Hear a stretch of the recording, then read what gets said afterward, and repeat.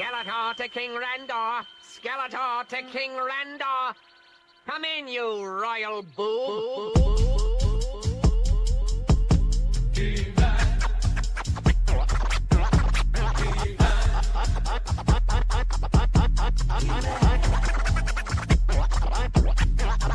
I am Adam, Prince of Eternia, defender of the secrets of Castle Grayskull. This is Cringer, my fearless friend.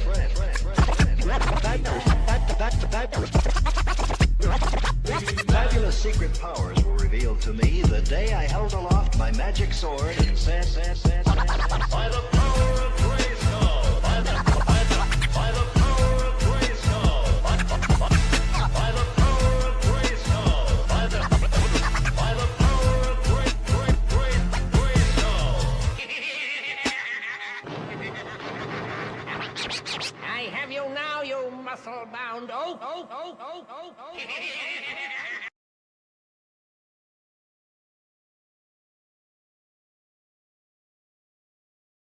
That means that we punched our ticket to go try to win a Super Bowl, and that's it. We got one game at a time, starting at 1 o'clock on Sunday. Love y'all, boys. Love you. Love you. I'll go to war with every single one of you, every game, all right? Love you, 1-7. Here we go! 1, 2, 3, 1, 2, 3! Win!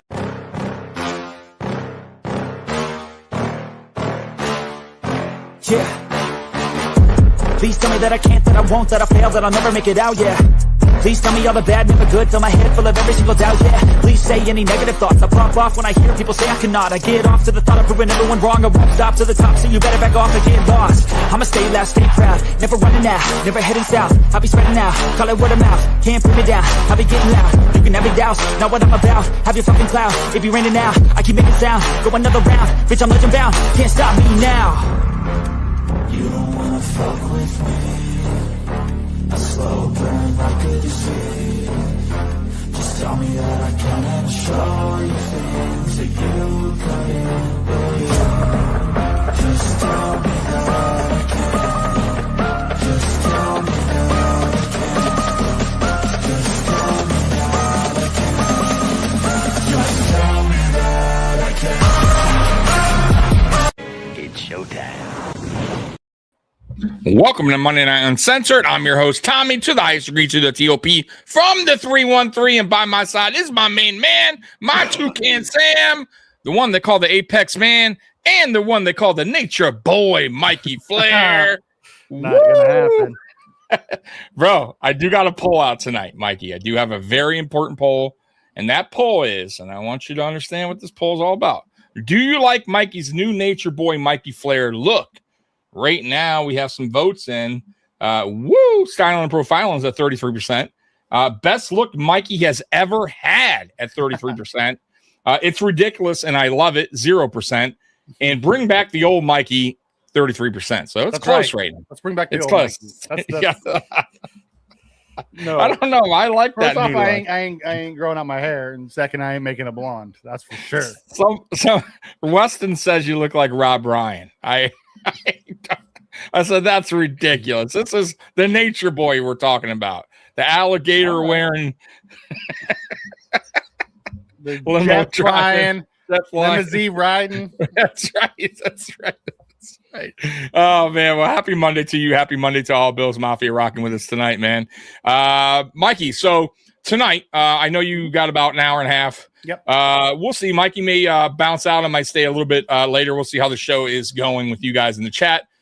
But I do got some stuff I want to go over tonight with you guys. I'll get over that real quick. So tonight we are doing the way too early 53-man roster projection. We said we would do that. We're going to do that. I also have, I was going to do both AFC and NFC, but I think what we'll do is we'll leave the NFC for next time, which is the predicting every NFL final record for each AFC team. So tonight we'll do the AFC, we'll do the NFC. Now, of course, we have some help from the NFL.com. They did this, and we'll just go ahead. It'll be make it a lot easier. We'll just agree or disagree on the wins and losses. You know what I mean? So that's on deck.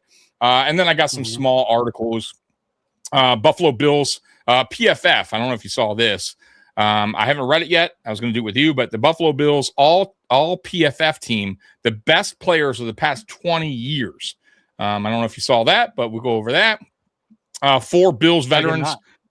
Okay, cool. So that should be interesting. 5 Bills veterans with most on the line at training camp. And then we got stock up, stock down for the Bills rookies after mandatory minicamp. That's what I have on deck. And the very first thing I did want to talk about, did you hear about the Diana Rossini thing at all with Josh Allen? No. Okay, so let me pop that on screen real quick. It's not too big of a deal, but I thought it's interesting. So anything with Rossini seems to be a big deal these days. Yeah, so I thought I'd bring it up to you. So this came out this week. It was a 49ers podcaster. Says Diana Rossini lied to Josh Allen. 49ers podcaster calls out ex-insider for not voting for Bills quarterback Josh Allen while possibly for not voting for Bills quarterback while possibly helping Mike Vrabel secure the coach of the year. So basically, I guess she did this interview and she says, did I tell you the story about that? So yeah, you voted for Lamar, Rossini said. I see Josh. I see Buffalo general manager Brandon Beane. I see all the Buffalo people before I cast my vote. I tell them I'm voting for Josh, right? When the host responded by calling the move dirty, Diana Rossini explained that she often speaks with players before finalizing her ballot. Then I vote, Rossini said, and I was going through it, and I have a weird style of doing it. I call players. I ask them, I tell them who I'm voting for, and then I get their reaction. So basically what they're saying is she because that was the year he did win, Allen. But it was kind of close. Lamar got some votes in. So Allen made 1.5 for a bonus for winning the MVP. So she almost cost him that basically by doing. So they're basically the guy was saying it was kind of a dirty move by telling him, "Hey, I got you. I'm a vote for you. I think you're," and then going ahead and it turned out that she did not vote for him. So kind of shady. What do you think? I'm not going to lie. It's shady that she's calling players to say get their thoughts before she casts a vote. Right. That's not what it's about. Right. To feel, what are you feeling out there? Yeah. Right. I should go back to that actually, why she says this. So she says, the answer I got she says, so let's see here. So I asked the player, I tell them who I'm voting for, and then I get their reaction. And then I kind of collect their thoughts because in my opinion, the player know better than me who is the best player on the field when you're playing against them. So actually the answer I got the most, and I regret not voting, and I have a conversation about this with Saquon Barkley. But I don't, what does that have to do with anything? So nothing. She's like, oh, they know better than me. Then why the hell do you have a vote? Why do you have a vote then? If you're going to other people to confirm, or not confirm, but to get there. Yeah. Right. Have your own opinions. Talk to people. That's fine. But to say that you're taking them because they know better than you don't need you don't need a vote then. And no player, by the way, I'm sure maybe some do, but most are not going to say themselves. Most are humble. I know for sure Josh Allen going to go, oh, me. I'm almost sure. I'm almost sure he said Lamar, and I'm sure Lamar said somebody. That's just what they kind of do. I'm sure there's some that say vote me, but you know how that goes. I just don't see Josh doing that. But even if he did, what does that matter? Let's say he did. Let's say he said me, Josh Allen. I don't know. I don't get where she was going with it. And then she regrets not voting for Saquon. So what does that mean? They all said Lamar. You know what I mean? It just, I don't get it, man. I just think it's shady. It tells you everything you need to know about her. And of course, she voted for Coach of the Year for Vrabel. Of course. We got some chats. I'll hit them up real quick. Yeah. What up, brothers? How you doing? J-Ham in the building. Didn't mean to try and shut you down earlier, by the way, Tommy. It's just that the Bean arguments have. Oh, no. I was, when you talking about on post podium, I was just fooling around, dude. You're not shutting me down.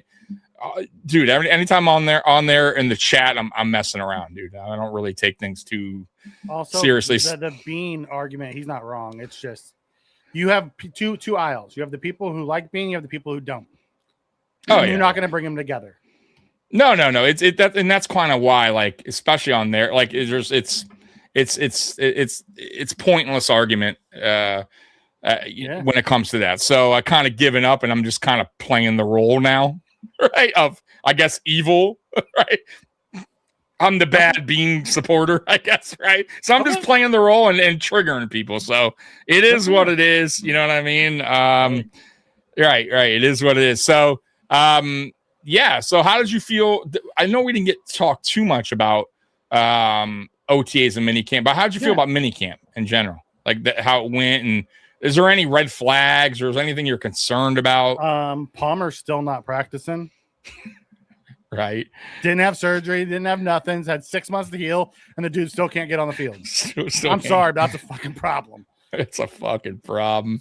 Skylar Bell, listen. Did they shut him down? Overly, yeah. They shut him down. I don't like it's the same leg. I got to be honest with you that he's kind of had the same issue in college. He's young. I'm sure they'll get him with the right training staff, but it is I would say slightly concerning, considering he's had multiple hamstring issues with the same leg. If it was a different, I'm just saying, I'm not overly concerned. I'm just saying, if there's going to be a little slight, I'd say that he needs to figure that part out. And he has plenty of time to get with the right training staff or his own to see why that's occurring. I'm just saying. Practice is a loose word, J-Ham. Right, Practice is a loose word. Correct. Yeah, he was out there. He did individual drills. He didn't do anything in the team. So I'm about to sneeze. I better mute myself. Other than that, no, nothing really. Love to see the stuff that was going on between CJ and Josh. Yeah, trash talking each other. Then CJ found out Josh was ranked the #1 trash talker, and he says, "I need to step up my game." Yeah, it's going to be put it this way: when the pads come on, when the real camp starts, it's going to be interesting. It's going to be interesting. It's going to be fun. Yeah, I'm excited for this season because it's new. Like, we know we're not going to have that same bend but don't break defense. Like, we think we know what this offense is going to do. But, man, bring Carmichael in. Man, if they use Cook like they use Kamara or Reggie Bush, he could be so dangerous. I think in that the same goes for Ty Johnson. I think Ty Johnson proved that he could be a weapon out the backfield and receiving game. I'm not saying running. I'm talking about just receiving part. In 2024, he made some fabulous catches, man. I mean, some of the biggest highlights were Ty Johnson last year. Right, but was that more like kept getting there hurt. was a lot, but there was a lot of, like, even Cook didn't get the ball a lot last year in the passing game. You know what I mean? Like, it felt like we kind of shift direction a little bit. I'd also like to see Ray Davis get a little bit involved, and he seems a little frustrated. I don't know if you heard about him talking about his role. I understand. I don't want to hear shit. But you're sitting behind he knows where he's at. He's RB2, right? You got to know your role. You're sitting behind a guy who led the league in rushing. Shut your pie hole. Know your role. You're RB2. You were an all-pro kick returner. Shut up. And when your contract's up, it's up to you where you want to go. You know what I mean? If you want to go somewhere where you can feel like you earn that spot. Yeah. Really, that's the type of stuff that drives me crazy. Like, listen, I get it. You want to show what you can do. You had a good rookie season. Well, they gave him the rock early last year, and he didn't succeed. So they shut it down. Yeah.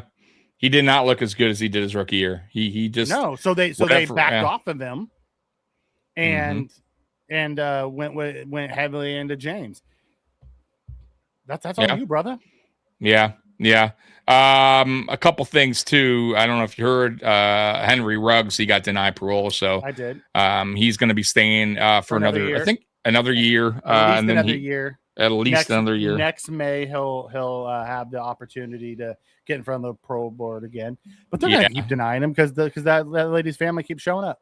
Yep. As long as they keep showing up, it's going to be tough for him. So he got denied parole. Stephon Diggs is cleared, by the way, got cleared today in this case. The Chiefs coach. Well, no, that's for the NFL. His civil case got also cleared. So he's done with even the civil part of things.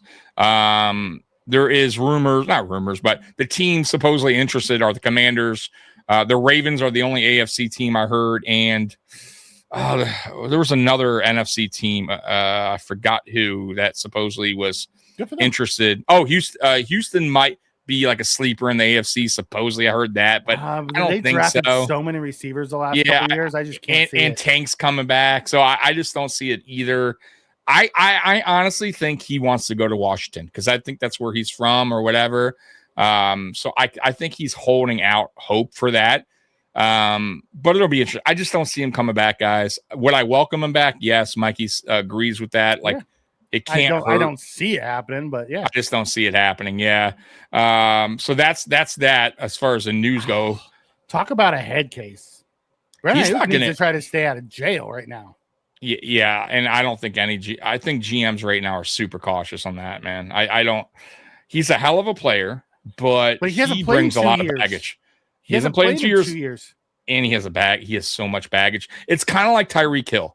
So Tyreek Hill has not been picked up either. So you got to talk about a guy. Tyreek Hill's coming back from injury though. Who's coming back from a major injury, right? One, he has so many shit going on off field, bro. You know what I mean? And you know where Tyreek's ended up. You think Kansas City? I don't think so. I really don't. He's going to land somewhere. I don't think it's Kansas City. He's going to end up in Kansas City. Watch.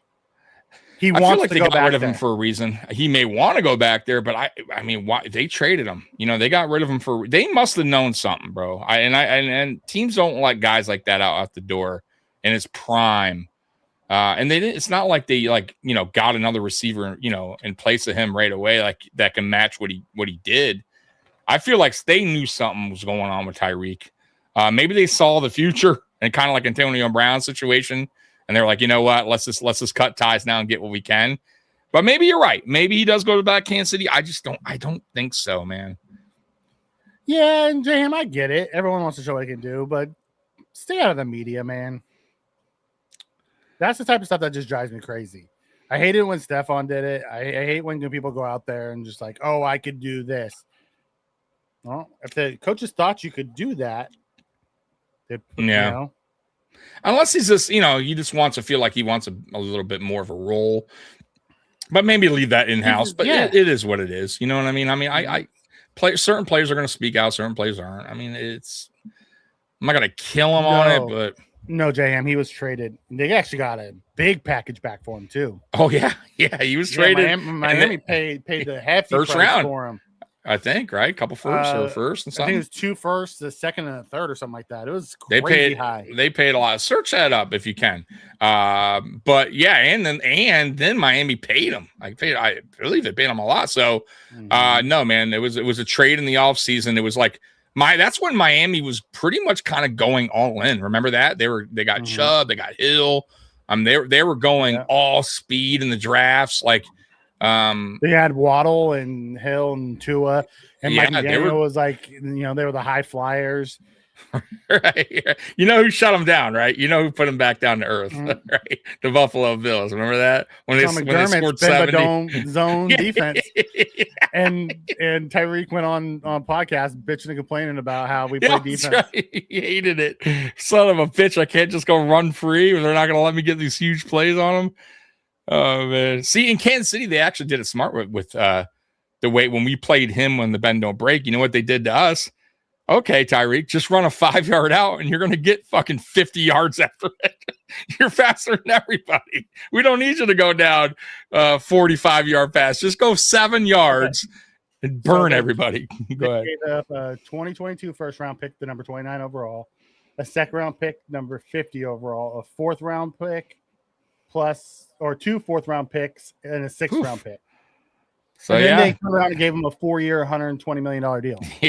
Right. So a lot of draft compensation and a lot of money. And not saying Tyreek Hill, he was at one point the best player, considered the best player in the NFL, top 100 according to his peers. So I get it, but once again, I feel like the Chiefs, they saw the writing on the wall. And they went ahead and cut ties. The 120 was new money, so his total contract was 5 years, 141. Whew. Yeah, and really, at the end of the day, Mikey, did it work out? No. Right. So not all superstars. Right. So doesn't always work out when you trade a big time player, man. Sometimes shit goes sideways, and that definitely went sideways real quick there in Miami. So I'm not saying, by the way, if for some reason, which by the way, this won't happen, but if for some reason the Bills winded up getting Hill for 1 year on a decent deal, I wouldn't hate it. I'm not going to sit here and be like, oh, I fucking hate it. But everything he said, he hates Buffalo, doesn't like the weather, doesn't like the town, doesn't like I can't see it happening. If they're going to bring back anybody, it would be probably Diggs over Hill. But I just don't see if they bring back anybody, they're bringing back Brandon Cooks. Because he'd probably be a cheap contract too. And he brings the speed that he brings the speed. Yeah. And Joe Brady is familiar with him. So that kind of helps too. So is Pete Carmichael from his time with the Saints. Yeah, it's true. I forgot about that. Yeah. I did forget about that. There's a lot of things that point to Cooks over those two. Also, good locker room guy. Yeah. I mean, I just wish his hands were better. That's my only knock on him. When we got him, I'm like, hey, this guy's, he's done well in the NFL, but you gotta come down with these catches, man. The thing that I would say this: if I'm Brandon Beane and I'm Joe Brady, and I understand Joe Brady came out and he did his typical I love the wide receiver room as we sit today. Blah, blah. Yeah, so exactly. He's not going to be like, I don't know, man. It's kind of trashy. I got to talk to Bean about, hey, Palmer, it's a fucking terrible pick. I get it, right? I'm going to come out and bash people. But the reality is, look, Palmer's not the guy, right? They're going to have to just admit that to themselves. Take the dead cap hit because I don't think anyone's trading for him. He can't even stay healthy. Why would anyone even risk that?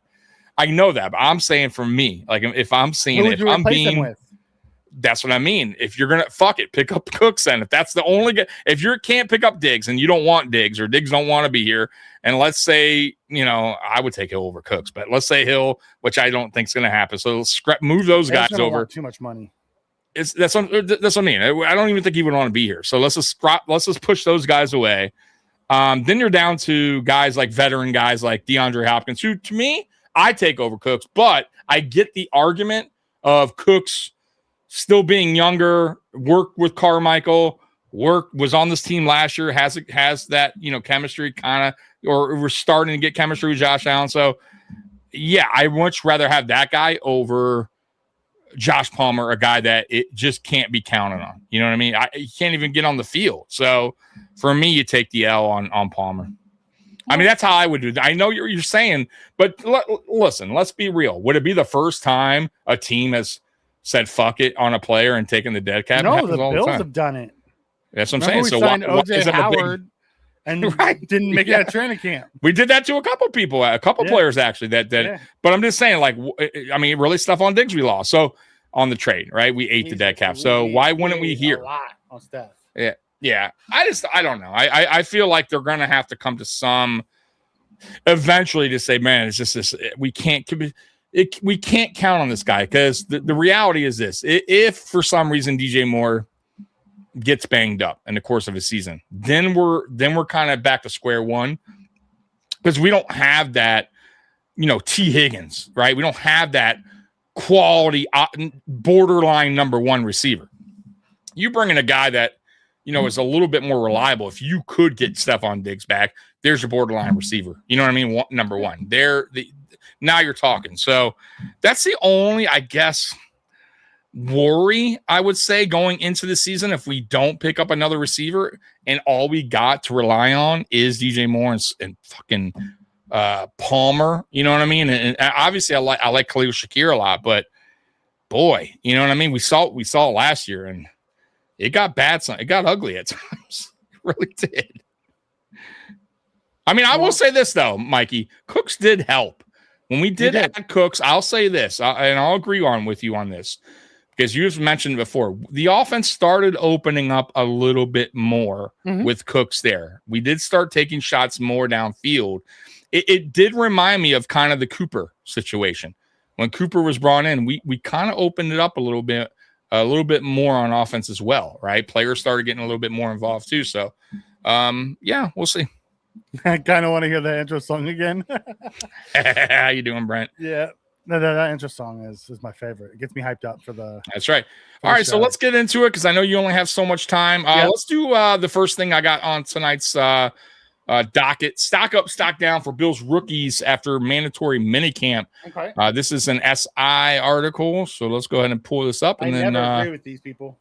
So I think you agree more with SI than you do with. Oh, you got to get rid of that flare photo of me.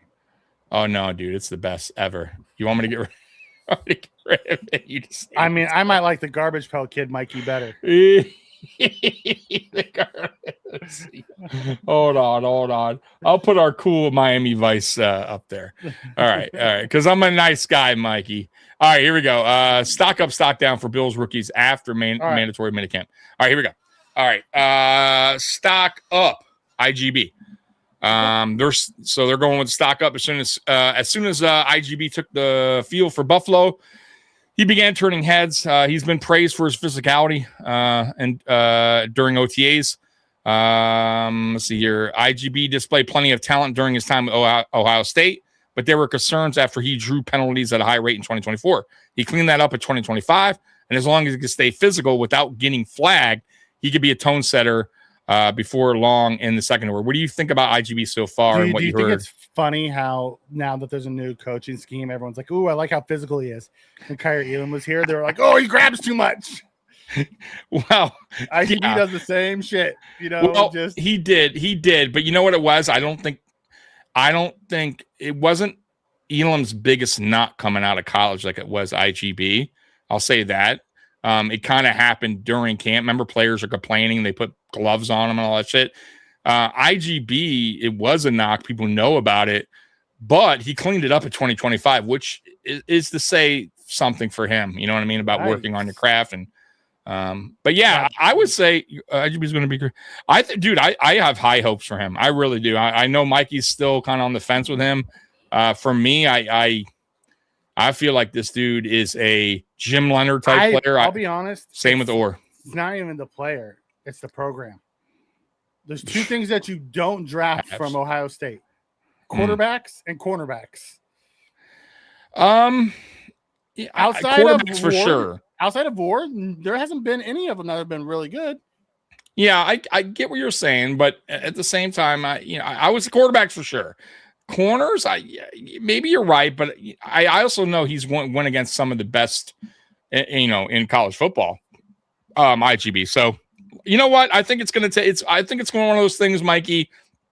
You're going to want to see him in action before you can totally judge. On when it comes to IGB, for me, I understand. I got to see that too, but I feel very strongly about this draft being very centered around Jim Leonard, meaning these are guys that are his guys. These are guys that are going to be his guys in the future. Once again, I feel like he inherited what he has already, but this free agency class, this draft, when it comes to defense, are guys that he's heavily invested in. And there's a reason why they traded up for this guy, right? Even though it was shocking, but he had to have his hand, his prints all over that, draft pick. So there's a reason behind it, is all I'm saying. We'll find out when the time comes, but that's how I feel. All right, Elarms Orr, which is another player that's even Joe Brady. He's at the top of my board for the defense. Yeah. Dude, and he was one guy too. I also mentioned after the draft when all the smoke cleared, when I watched the film on all these guys, and he's another guy. If you recall, I was like, "Damn, dude, this guy plays with his hair on fire. Like this is a guy that can, bro. He has speed. He can cover east to west, north to south. Like this dude is everywhere." Right? Yeah, play the run. Like very physical. The only knock really that I saw was because he's so physical. He's so little undersized. Right. Well, but the other thing is sometimes he misses tackles because he's just going in there with just reckless abandon. Right. So he has to I'm sure they still want that, but they want to also make him, slow that down a little bit so he's more accurate on what he's doing right with his tackles and all that stuff. But outside of that, I think they're liking everything so far. And also, he seems like a smart dude. Like he's catching on quick with what they want. So here it goes. It says one of the rookies that received the most praise throughout the offseason was linebacker Elarms Orr. The 4th-round pick out of TCU is known for being a fearless player and hard hitter, but it was his ability to be in the right place consistently that impressed defense coordinator Jim Leonard, and that's what I'm talking about. Like, it just seems like he's catching on. With Dorian Williams missing time due to an injury, Elarms Orr was able to stand out and could put himself in line for a major role in the base defense during his rookie season. And yeah, I'm going to tell you right now, Dorian Williams isn't helping himself. And it's maybe not his fault. I'm just saying I know it sucks, but in a way he's not helping himself being hurt is what I'm saying. Like, I know it's not his fault, but he's also, he's not guaranteed the job. It's not like he's this unbelievable linebacker we've had for years. Right. And once again, I go back to it. This is Jim Leonard inherited you. He picked this guy. You know what I mean? Like, so, I'm not saying that, but I will say that kind of puts a needle, in my opinion, a little bit towards Orr, and he's seeing him in action right now. So Dorian Williams calling the defense. Right. So you better get healthy and you better show out because, yeah. Anyways, go ahead. Yeah, I wouldn't say stock down on Skylar Bell. I mean, I would say even. mandatory. It sucks. Yeah. Yeah. Yeah. Because he was making plays in OTAs. Yeah. So it says during OTAs, Skylar Bell stock was soaring, right? So he looked great in OTAs. He shook off a rough first practice, which I heard about, and began to turn heads with his confidence and smooth route running, which he's really good at. Bell looked poised to steal snaps from Keon Coleman, who enters this season on the hot seat. That said, Bell spent the end of minicamp sidelined with an apparent hamstring injury. They said that has his stock down. I heard hamstring, but okay, quad. But he can quickly fix this should he show up to camp healthy, and I would expect because you got quite a bit of time, right, to rehab and get like shit right. 6 or 7 weeks. It's a long freaking draw. Right. Another guy that you were high on, I haven't really looked too much on this guy. On Pride Jr. Yeah, so his stock's up. Okay. It says just a sneak peek. Sneaky pick, right? Yeah. Pride Jr. He's on my 53. There. Oh, wow. Okay. Pride Jr. was one of the players staying out during the first day of minicamp. Matt Perino said he was a scrappy player and detailed one play during 11-on-11 when he fought hard against the much larger Keon Coleman. Buffalo knows how important depth is at cornerback following multiple injuries in 2025, and Pride gives them someone they know will compete hard if he's called upon. So, he could be one of those guys where I don't know if he's going to start, right? But he's going to be a good depth piece and maybe potentially down the road start if they see some good things in him. What do you feel about him? I think he's going to be a career backup corner who has some upside that could be a spot starter. I don't know if he's ever going to be like Pro Bowl, All-Pro type of guy, but he could be a spot starter. Like you never know these type of guys. You never know what they're going to end up being. That's true. I think for the Bills, he's going to be a really good depth player for him. And I'm excited about him. I was excited when we drafted him. I was stoked about him. Yeah, I got to do a little bit more homework with Pride Jr. And I will. Teacher Parker, Jude Bowery, Kilgore, Durant, Tommy Doman, Reed Adams, no changes. So they're just saying like really. Back up. Yeah, I will say TJ Parker. I wouldn't say that. Okay. Ed Oliver talked about him. That tells you everything you need to know about him. Jude Bowery, I would say the other way, stuck down. Like he got his ass whipped in OTAs and minicamp. All right, I didn't hear about that. Okay, damn, that's not a good sign. Like on a daily basis, he was this person had a great day, but he was going against Bowery. So he was getting the game was a little bit too fast for him. He was getting his ass whipped at right. Which is what you expect. Yeah. He was because there was no Brown or Dawkins. He stepped in as a starter. And he was going up against Chubb and Rousseau and all those guys, and they were vets, right? Who knew how to know the NFL secret on how to get past a rookie. Didn't you hear anything about Kilgore, Durant, Doman, Reed, Adams? Didn't hear about any of them. So yeah. I will say this too. One more thing on Parker. He's actually he mentioned Bradley Chubb inviting him to go work out with him in Miami. So, of course, Parker said, "Yep, I'm going to work out." That's a good guy to learn from. Yeah, absolutely. So, you know who Chubb learned from? Vaughn.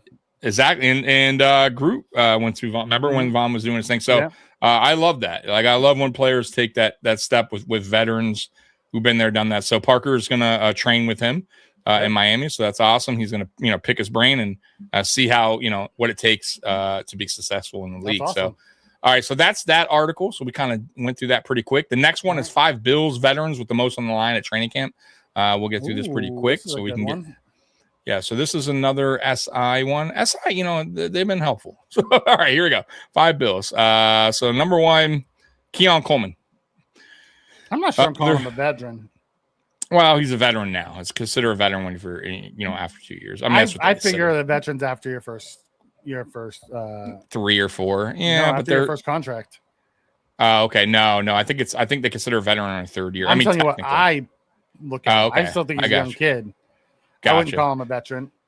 All right. Well, they got him here, but I get what you're saying. And he is still young. Not only Coleman is coming off his down year when it was expected to be a breakout season for 2024 second round draft pick, but the Bills brought in additional firepower at the wide receiver position, which made his path to receiving an ample workload this season a bit more rocky, which is true.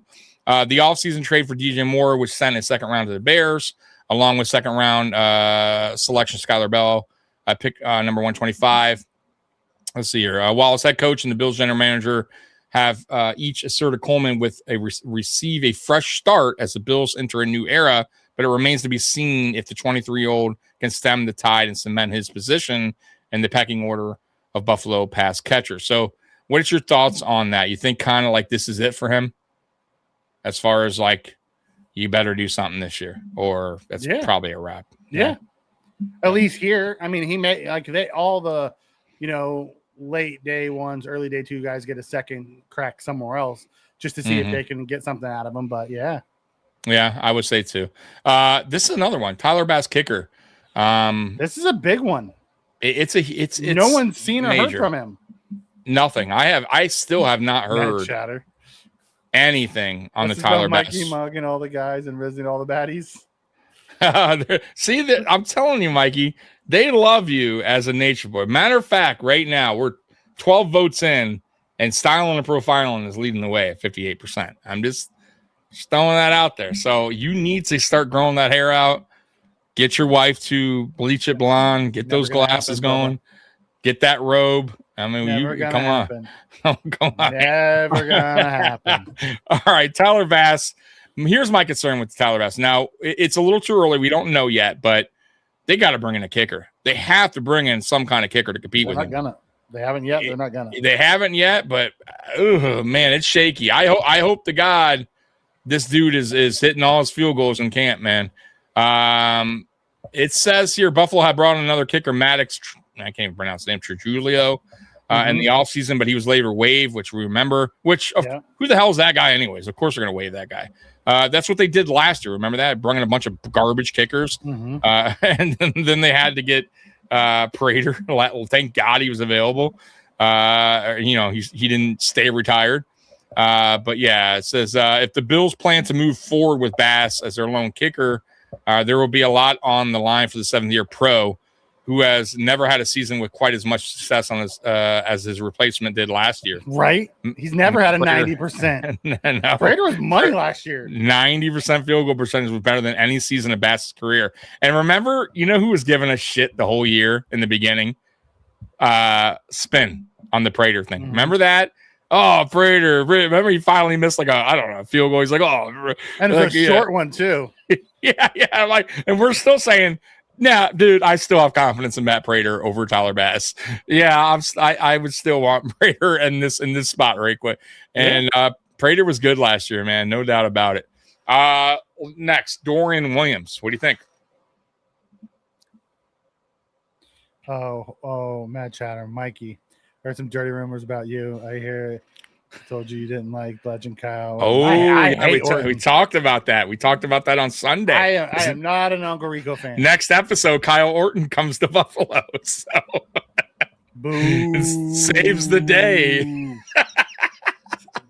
saved the day. Knock that shit off. He didn't save nothing. 3,000 yards passing. And missed the playoffs. You just watch, buddy. You just watch it, Uncle Orton. He passed us right into, out of high draft picks. Good job, Uncle Orton to the rescue. Right. I can kick rocks. Mikey has certain guys you don't like. Yeah, that's one of them. Dorian, what do you think about Dorian? I think Dorian's right there with it. He has a chance to be a starter this year, and he needs to show up. Otherwise, he's probably going to be a backup his whole career. Yeah. I'll just read the end of the article. It says Elam Zor has already claimed it's his goal to finish training camp as a starter, which creates an all-out competition to become the Bills' second inside linebacker alongside captain and incumbent starter Terrell Bernard. If Williams can get healthy by then, that is, both the nature of his injury and timeline for return both remain unclear with a month and a half to go until camp. So I like him. Buddy. I like him. I think he has a good shot at if he can get healthy. I think he fits better in Leonard's scheme than he did in McDermott's scheme. Yeah, I'm with you, but him being hurt right now is not helping the cause, man. Yep. Dwayne Carter, another guy. This is it for me. I still don't trust in Dwayne Carter, but he's not a bad person or anything like that. I don't hate the guy, again, but another young kid. I don't consider him as see a vet, because you can say the same thing with Javon Solomon. True. I get it. Yeah. I just don't see it in Carter. I don't. I mean, I hope the best. I hope he does work out. Whoa. I hope I'm wrong, but look at that. Don't see it. Stafford could be number 3 all time in yards. But yeah, that's wow. Awesome. Okay. Good for Stafford. Yeah. Yep. I remember not too long ago we were having a debate about Stafford being Hall of Fame. And I was like, man, I don't know. I think so. He has a Super Bowl and an MVP. And he's going to make it. That's it. Yeah, he has the stats. He has the Super Bowl. He has the MVP. Dude's a walk to the Hall of Fame now. That's still the deal. All right, next one. I would say they left guys off. Yeah, go ahead. Yeah, let's add Geno Stone. Ooh, that's a good one. You're right. Kind of quiet. I didn't hear much in camp. And you are right on that he's one. been That's a starter for years. He can't even make this team. That's a big law. His career is going to go the opposite way. Damar Hamlin's a camp body. He's Damar Hamlin's been a special teams guy for years. He can't make this roster. He didn't make it last year, did he? Wasn't he a practice squad guy? No, he ended up getting hurt and was on IR for the rest of the year. Oh, you're right. He made it out. That's a big one. I don't know. I don't have much faith in Damar. We'll see. Yeah, he'll be one of those guys that just bounce around. I say Trent Sherfield, even though it's not a big deal. I would say he's another guy that's. I don't think that Trent Sherfield is who. You think he makes the team? Special teams? No. He's a really good special team. He's not on my 53. Okay, I'm just saying if this is McDermott's team, he may make. He makes the team if it's McDermott's team. Boy, he loved his special team players. He was actually trending up really well until he tweaked either his hamstring or his quad. They said it was an upper leg injury. That's all I know. All right, but I expect him to be back for camp and ready to go.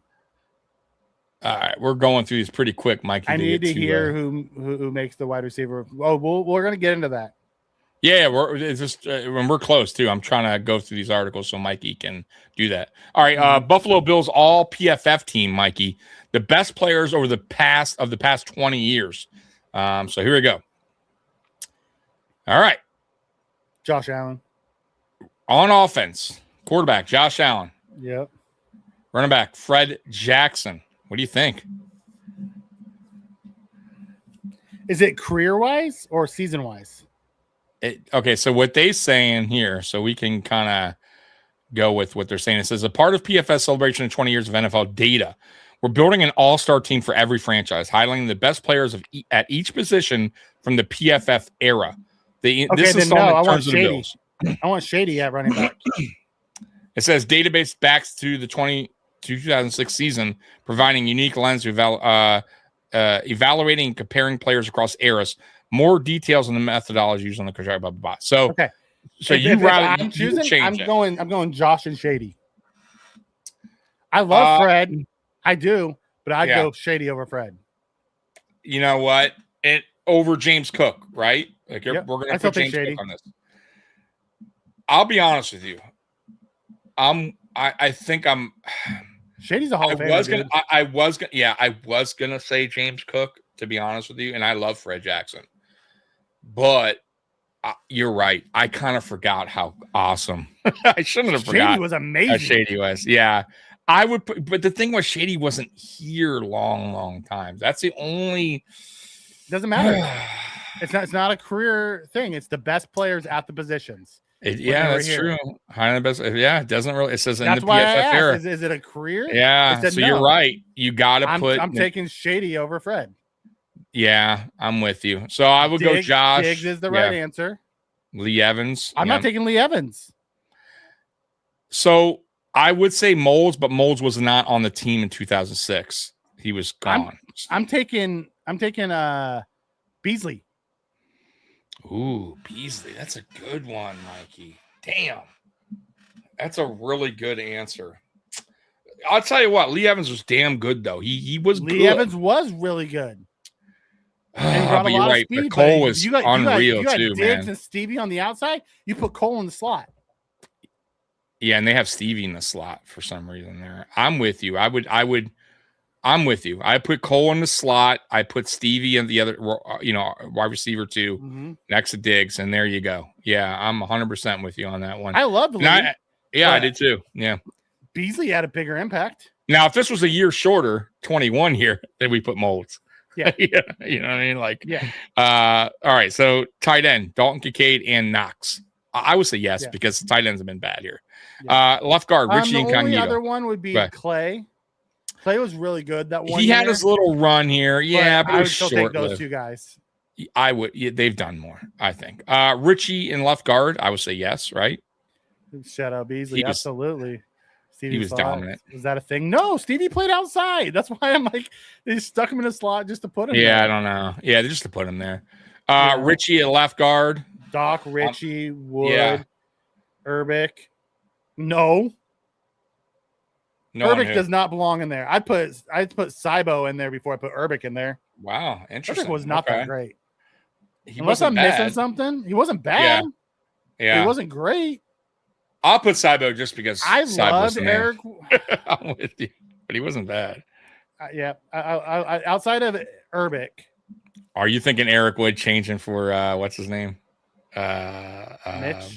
Mitch Morse. Is that where you're going? Good. He was, but Eric Wood was fucking good too, bro. You forget how good he was because of how it ended for him. Yeah, that's why I would keep Eric Wood there. That's why I stopped what I was saying. I'm like, okay, go to Eric. Yeah, I'd go Dawkins, Richie, Eric. I would go Cybo because I liked Urbic. Urbic was fine. I'm with you on that. I'll go Cybo too. You want to get real fuzzy? Let's go with Wyatt Teller.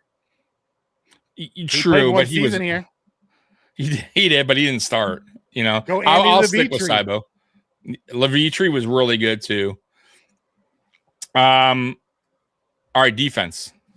Kyle Williams, Marcel Darius on defensive line. What do you think?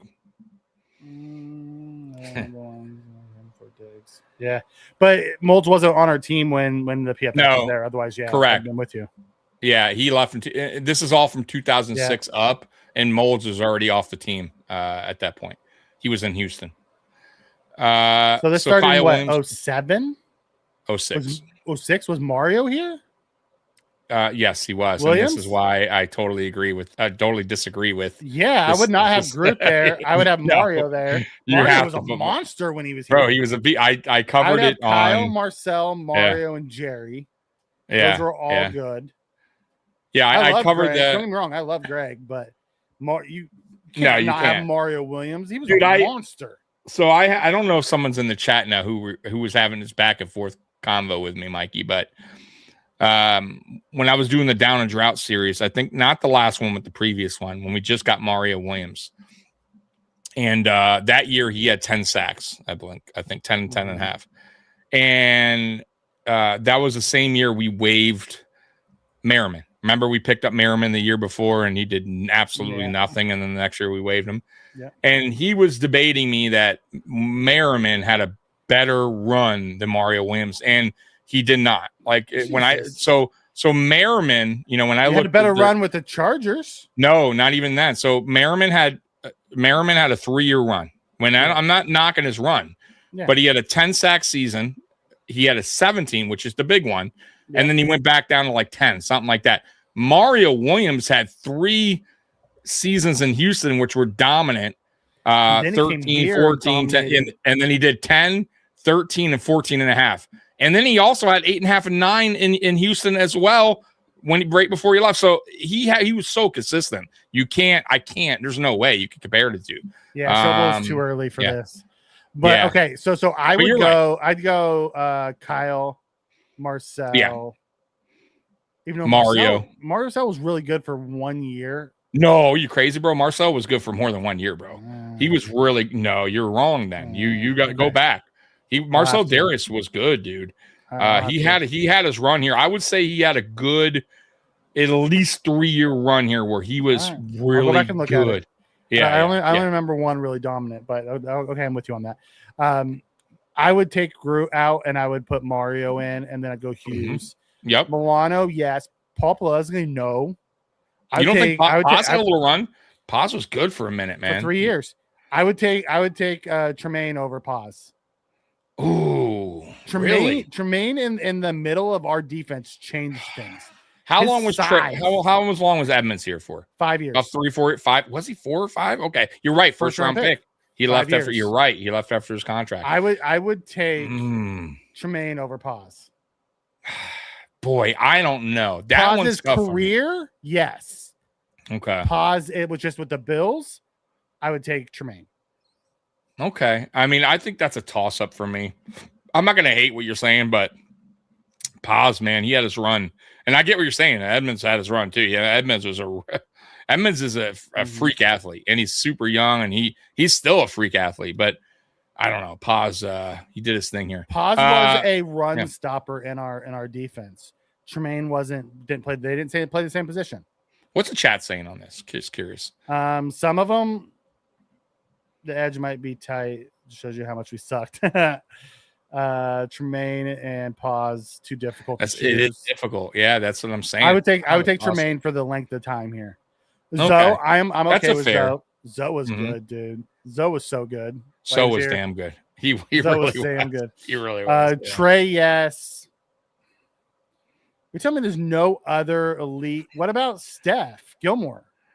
Gilmore was great here. I don't know how long Gilmore was here. I don't know if he was here long. He was here. He was the first round pick. He was here for 5 years. Oh, he stayed his whole contract, did he? Okay. Yeah. You're right. I love Benford, but let's be honest, it's Trey and Stephon. And really, and I would say Benford had a really good 2 years the last 2. I don't think he's had a long enough as Gilmore did. So yeah. And the crazy part is Gilmore only got better once he went to the Patriots. He only got better, yeah. Really throughout his career. He did. And it wasn't like he was bad. Too. Yeah. But I would go Trey and Gilmore. Yeah, I'm with you. That's fair. I'm okay with Tron being in the slot. Yeah. And what about this one? That's interesting. The Bird one over Poyer. I'd go Poyer and Hyde. Not even a little. I would too. Not even that. They were the best safety duo we've ever had, and they were here. They were the best safety duo in the NFL for a while. I'm just saying. Yeah. That is blasphemy to put one and not the other. Yeah. And I like Bird. Bird had a little run here. That was the problem. He had that little stretch run, and then we traded him, and he never was the same when we traded him. You know that? He never regained that form. Everyone's like Benford over Gilmore's ridiculous, right? Yeah, that's crazy. Yeah. No way, Poyer and Hyde. Yeah. Poyer and Hyde, absolutely it. And that's it. That's the end of that list. So it's interesting, right? A couple players we're going to take out. I would say one was, on the fence there between the Edmonds and Paz. People, on that. Other than that, I think it's kind of accurate, right? I wouldn't have went with Urbic. The running back. I might have went Levitri over Urbic. Yeah. You would have swapped out running backs for. I would have swapped out Shady for Jackson. I would have sat down Lee Evans and went with Beasley. Oh, you're right. Yep. I'm with you on that one too. So there was a couple we would have swapped out. Well, right. I mean, it was a good shot at it though. I like it. Yeah, it was interesting. Definitely. Jabari Greer was great, but was he here during that time? When did Greer leave us? I'm not sure. That was during the drought. No, McKelvin was not better than Benford. No. I like Leotis too, but he was not better than no. All right, so enough of that one. Let's go to the next one so we can get to get this thing going. All right. Yeah, we're pretty much there. So we're gonna get to this one, which is the predicting every game final record for AFC team, and then we finish it off with the 53-man roster predictions, and we should be good. We're an hour in, so Mikey, you're good to go, man. So this should take about a half an hour for both, and we'll see what we go from there. All right, here we go. So the NFL. And by the way, guys, we're going to do the NFC next Monday. So tonight, AFC, next week, NFC. We're piggybacking off NFL.com, by the way, on this list here. Okay. And then we'll just, if we agree or disagree, we'll go from there. All right, here we go. All right, so here's what they have as far as AFC playoff field. They have the Bills at 12-5, Chiefs at 12-5, Ravens at 12-5. Texans at 11-6. That's what Ollie. So there's two different people. This one's for you. Yeah. You guys should dual stream on Kick or Rumble or Twitch. Dual stream. What do you mean dual stream? So have it all over the place, not just.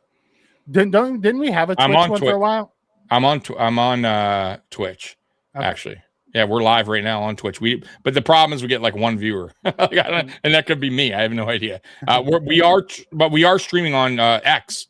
So we stream on X. We stream on whatchamacallit, and then we stream on YouTube. Twitch. Yeah, and Twitch. But Twitch does nothing, guys. So to be honest with you, I don't know why. It just gets no results. Anyways, so that's where. So Ollie's and Tom's is this. He's going with the Jaguars, are the best team in the AFC. Chargers in second, Bills. I don't know if Ravens best, they have the best record. I don't think it's best team. It's just based off of their schedule. Yeah, prediction. Easier. Yeah, their playoff predictions are saying. They're saying that their schedule may be easier. That's why they have a better record. It's not that they're a better team. They just have their records. What that's what I'm saying. I'm sorry. Let me rephrase that. Their records. So Tom has the Jaguars 13-4 finishing. Record. Yeah, Chargers at 12-5, Bills at 11-6, Ravens at 11-6. Wild cards for Ollie. This guy Ollie, he has Bengals at 11-6, Chargers at 10-7, Broncos at 10-7. So he doesn't even have the Patriots. Who's winning the division? Is it Chargers? He has the Chiefs going 12-5. Yeah. This is Ollie's and Tom. So I guess there's two different people here voting or whatever. I don't know any of these guys, but she's going 12-5 with Mahomes coming off of an injury. Okay. And right now, in the both wild card, both these guys, I do not see the Patriots. No, they have not picked the Patriots here, so that's interesting. So Bengals 11-6 going to wild card, Chargers 10-7. No Broncos over on the right. Yeah, no. Oh, you're right. No Broncos on the right. Wow. The Chiefs and the Chargers. Look at that. The Texans 13 wins. They have them in a wild card, so they have the Texans going 13-4. Bengals 11-6 and Chiefs 10-7. But because they are in the same division as Jacksonville, you're right. The wild card. Yeah. They get the interesting. All right, so here we go. Here's each team's game by game. Okay. Yep. So both Ollie and Tom has us losing against the Texans. What do you think? Boo. I already told you. I'm gonna have us at 12-5. Right. But these are game by game. So let's just see if we agree or disagree. I disagree, by the way. I think we do beat the Texans. We finally end that streak there of not winning in Houston. At home against the Lions, they both have us winning. Mm-hmm. Okay. Now, this guy Ollie has us winning against the Chargers. This other guy, Tom, says we're losing. What do you think? No. Tom's wrong. Tom's wrong. All right. Week 4, they both have us winning against the Patriots. Yep. I agree. I have us losing against the Rams because it's an away game. They both have us losing, so you agree with them. Yep. I don't. I'm going to be a homer on that one. Yeah, you have us going 17-0. You bastard. Against the Raiders a win. Yep. Both have us a win. Yes. The bye week's the bye week. Versus the Ravens, they both have us as a win. What do you think? Appreciate you, AK. What did AK say? He says, "Yeah, guys, you're probably one of the funnest content shows on YouTube." Appreciate it. The Ravens, I have us winning. I think I was losing at the Vikes. Ooh, so they both have. So you disagree with the Vikings one? Yep. Wow, interesting. Then I think we winning win against the Jets. I was winning against the Dolphins. Okay. I think I had us winning against the Chiefs. Okay. I think I was sweeping the division. Then I This think one I had here- us losing against the Packers. The Patriots, I may have a loss there. Maybe at the Patriots. Yeah, Maybe. I didn't. I had us winning. Then I think I had us losing against the Packers. I had us beating the Bears. Dude, you disagree with Yes.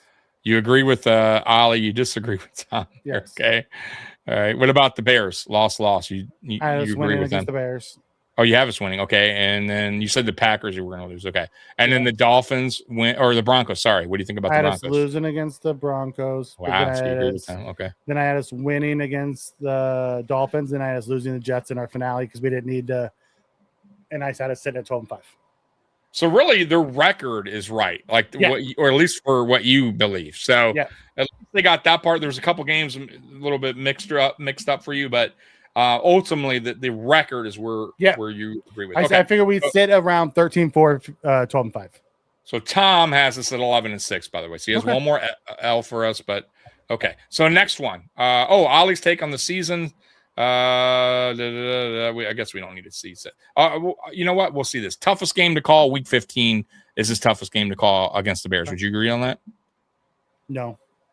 What's the toughest game? That's a good question. What's the toughest game to call on that schedule? Week 2 against the Lions. Really? I would say the Dude, Rams game. I have no idea. We're underdogs going into that Rams game. I have no idea what the Lions are. The Bears are going to be, or the Lions. The Lions are going to Lions, be. I have zero clue what the Lions are going to be. Yeah, you're right. You are right, but we're at home. It's a home opener. I'm not nervous. I get it, but man, they have players. 2 years ago, Lions. That's a tough out. I get it. I'm with you. I'm with you. So that would be your toughest game to call. Yeah, I have no idea what to expect from it. Okay.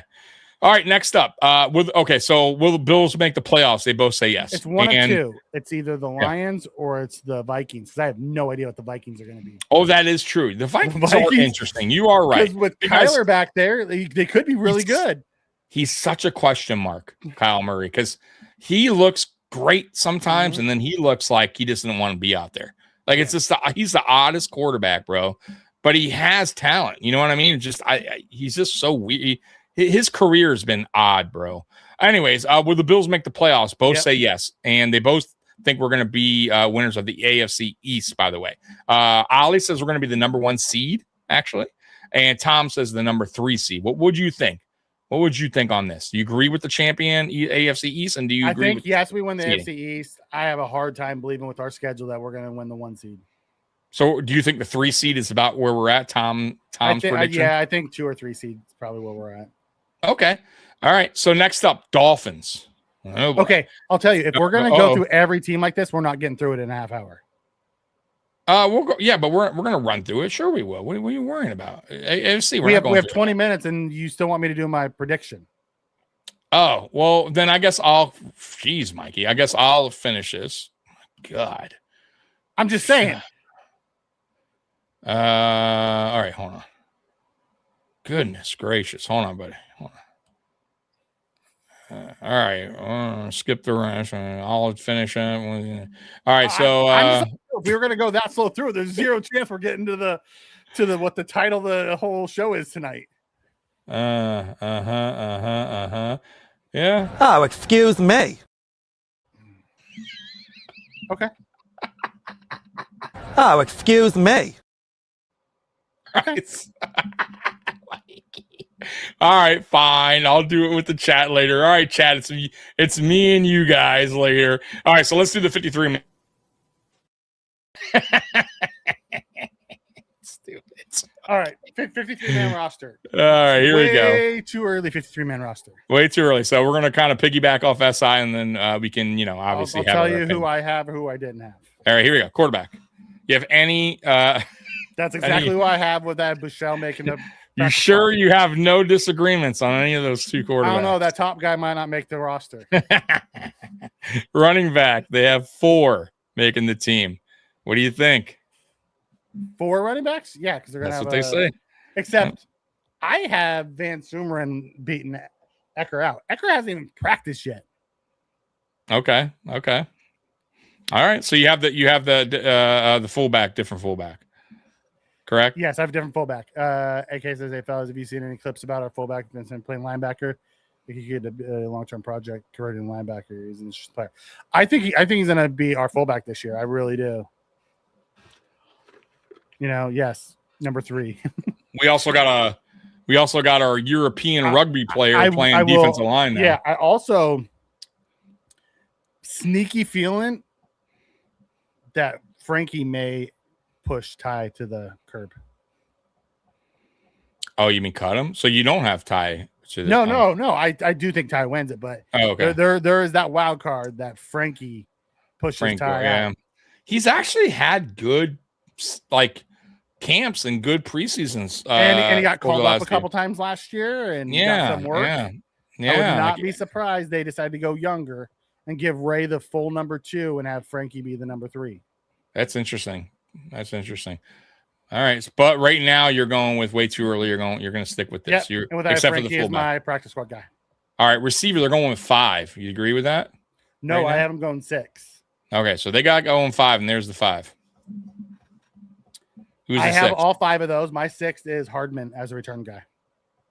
Wow.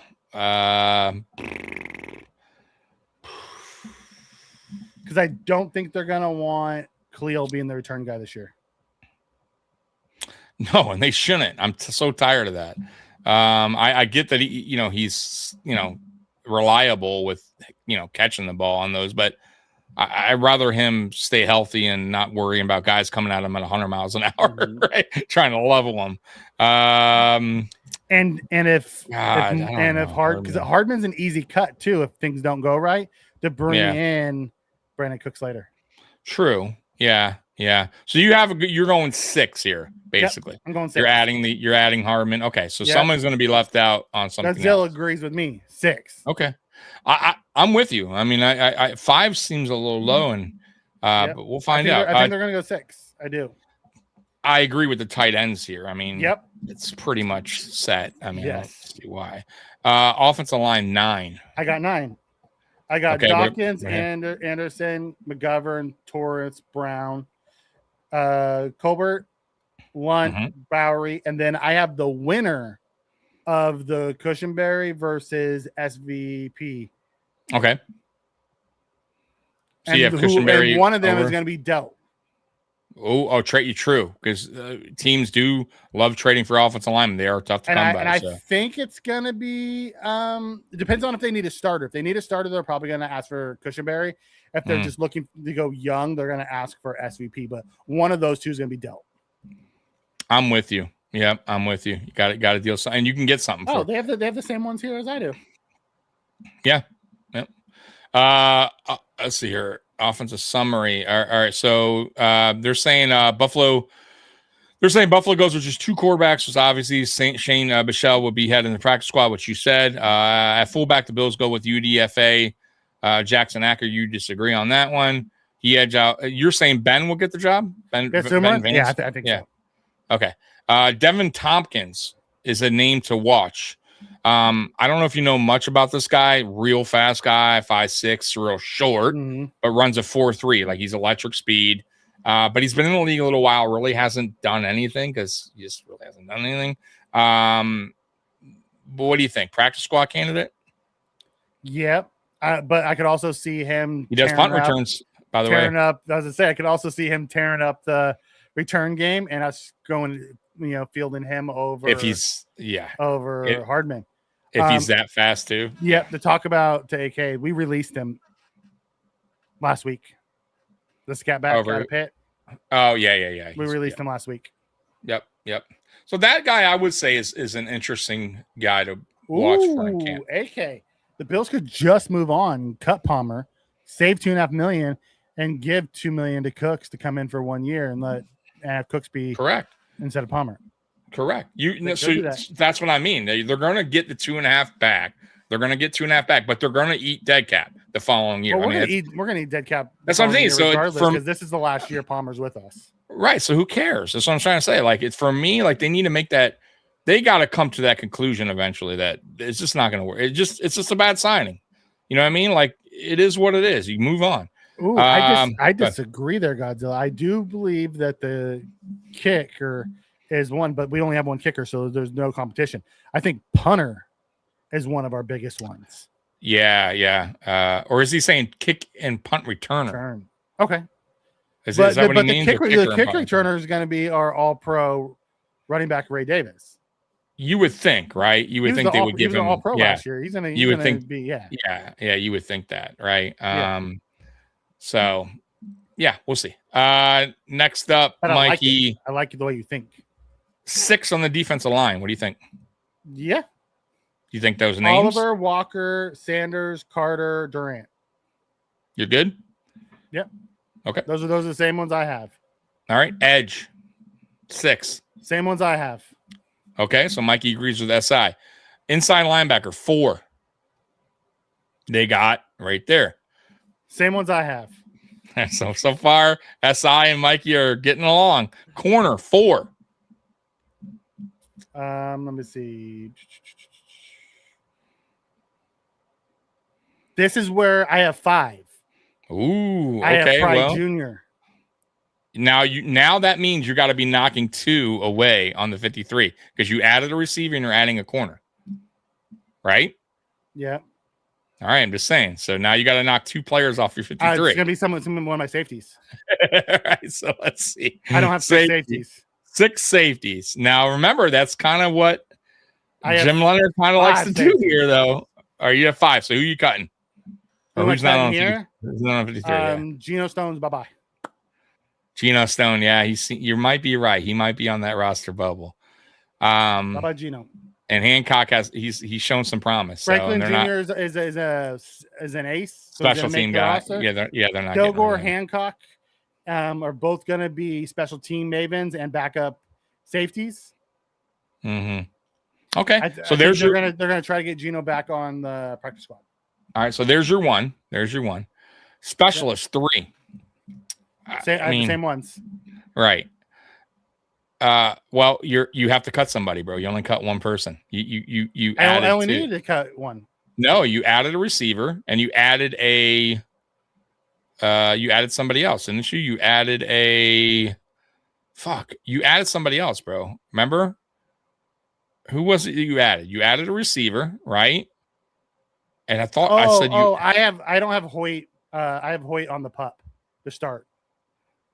Yeah, but Hoyt's not even on this list. Yes, he is. No, was he? I didn't see him. Go to the edge. Or maybe I missed him. Oh, you're right. Okay, so Hoyt's your other. Okay, yeah. Okay.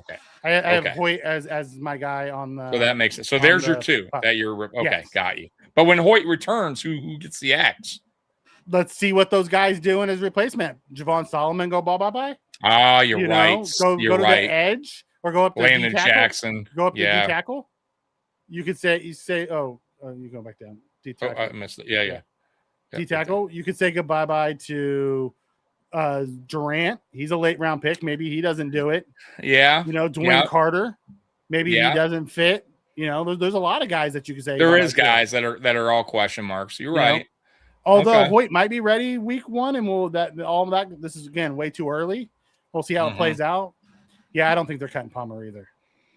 I'm with you on that. All right. I like it. But now, what's your surprise? Your surprise cut right now is Ty Johnson. Yes. If you had one. If I was gonna call a surprise cut, it would be Ty. And the safety. What's his name? Gino? I don't think that's a surprise though. No, I thought he was an early pickup in free agency. I kind of would be a little surprised on that. We signed CJ before we signed him. I was surprised we signed him after signing CJ. You're right. Gino was the next one, but it was the same day, right? I think he was. No, it was like the next day, but was it? Way, okay. Yeah. It was real soon after we signed CJ. That's why I was so surprised. It's like, oh, that seems odd, but okay. So there you go, guys. There's there's Mikey's 53. So he somewhat agrees pretty much with SI. Couple guys I think he would have swapped out, but other than that, really, there's only one, right? Two. There was two. There was a receiver and somebody else. No, there was. I added a receiver. Oh, you added a receiver. That's right. And you only got. That's right. You put Hoyt on Hoyt on the pup, and then right. I got rid of Geno Stone. Yeah, and Ty's your other guy that you don't know yet. Ty's your. You could. I listened to the way Joe Brady talked about Frankie. Okay. You know, it's gonna be interesting. Ty's on his last year. If we cut him, we could save some money. All right. Yeah, you're right. That's actually a really good roster. I don't hate it. That's what I keep telling people. I really like the roster. The roster's shaping out to be really. And I will ask you this, though, because this is why it's also called the way too early, because every team does these cuts during camp and leading up. Picked up. There's always some. Yeah. And usually there is a surprise cut on some teams. So Diggs still out there. And Tyreek's free agents. Still out there. And free agents, yeah. There's all kinds of guys still out there waiting. Like Milano may end up back in Buffalo. We don't know. Yeah. And then one of those linebackers are gone. Right, which could change everything. Right. That's why we're doing way too early, because we have no idea what. And then, of course, injuries play a part. What if they brought back Joey Bosa instead of Javon Solomon? No fucking way they bring back Joey. I don't want Joey. Yeah. I don't want him either, but I'm saying I could. That's something. You know, what if we brought in Von Miller? Von's interesting. That is an interesting. That's very interesting, because I don't think he's come pure pass on a. Yeah, I don't think he end 4 or 5 and let him. He wouldn't cost a lot. Yeah, he wouldn't cost a lot. And with the younger players, once again having another old head who also knows Bradley Chubb very well, right? So like. Yeah, and he would be on limited snap, very limited snap count, rotational. Yeah, Brady dude. And Bean. You can actually that's the kind of player. Like if you want to plug him in and put an extra snap count in the playoffs and really to limit him during like that, there you go. Because you got all these younger guys and you have enough. You know what I mean? To kind of go, we don't need you right now. Look like it. Yeah, dude. Exactly. So I would say I would not hate that at all. I really wouldn't. And but I could also see Bills fans going, "Ugh, retread." right. So, they're never. Jim not all y'all. System, attacking style system. Vaughn could be an asset. Absolutely. Who's the DT from the Saints? Always been really good. Cameron Jordan, right? Or Jordan Cameron. Yeah. Jordan Cameron. Yeah. Who's free? Is he still free? No one picked him up, huh? No, after talking all that shit about Josh, he ain't coming to Buffalo. yeah. He kind of tried to backtrack that a little bit, but yeah, it's just... like he was talking about Lamar's game, but said Josh Allen. Right. You dummy. Watch the league. Oh man. All right, Mikey. So I know you got to get going. Yeah. So Mikey will be back next Monday at 10 p.m. I'll be here Friday, but I'm gonna continue on with you guys. Okay. I'm not leaving. So Mikey, have a good night, brother. Yeah. And I'll talk to you, man. All right. Later, buddy. Later. All right, chat. It's me and you. Hey, it's me and you. So let's continue on with the schedule, right? Let's go ahead and continue with the AFC, because if I don't do it now, man, I'll forget about it and I'll never get to it again. So if you guys want to do this with me, it's cool. If you guys aren't interested, I'll call it tonight. Let me know in the chat before I go ahead and continue on with this. If it's not really that interesting, I have no problem with bailing out on you guys. I just hate leaving you guys hour and a half in, man. Usually I like to go a good 2 hours, man. So let's see what the chat says here. It's all good. It's all good. You want to stick around, Godzilla, or you want to bounce out? So, let me know. Put in the chat before we go through. I mean, we don't even have to go through. We don't have to go through their game by game. Like, you know what I mean? We can kind of just go through their record wise. You know what I mean? We'll go through it pretty quick. How about that? Right? Make it interesting, right? Because I am interested on the Patriots, because both guys did not have the Patriots making the playoffs. Not even a wild card team, right? Like, which is interesting, right? Because if you tell that to a Patriots fan, they're going to be pretty angry and calling me like a homer and saying, it's my, I'm saying this and it's not. This is NFL.com. This is their article. And these are matter of fact, these are two guys who I don't know who are doing these predictions. So listen, Patriots fan, don't come back and chew me out. Right? I think you guys, to be honest with you, I have you guys winning about 10 games. That's where I'm at with you guys. You got to prove it to me, man. You have a really tough schedule compared to last year. There's going to also be a lot of eyes on you. There's going to be a lot of teams eyeing for you, just trying to prove that last year was a fluke. And I'm not saying it was. So don't come at me and say, I'm just telling you what people are going to, on the outsiders, thinking and what other teams are thinking, right? And once again, that's just not me. A lot of people thought that the Patriots had kind of a breezy schedule last year, and a lot of things kind of bounced their way, and made it possible for them to reach Super Bowl. So, and they didn't look too hot in the playoffs, especially their defense did. Their offense took a really big shit. Let's be real. So, Godzilla, Patriots and the Broncos are going to be near the top. Okay, I see the even the Broncos. I'm not a big fan of Bo Nix. I'm not. And he's coming off a major ankle injury.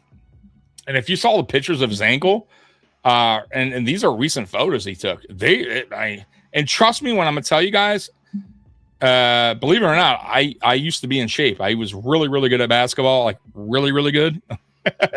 And unfortunately, I broke my ankle in street ball.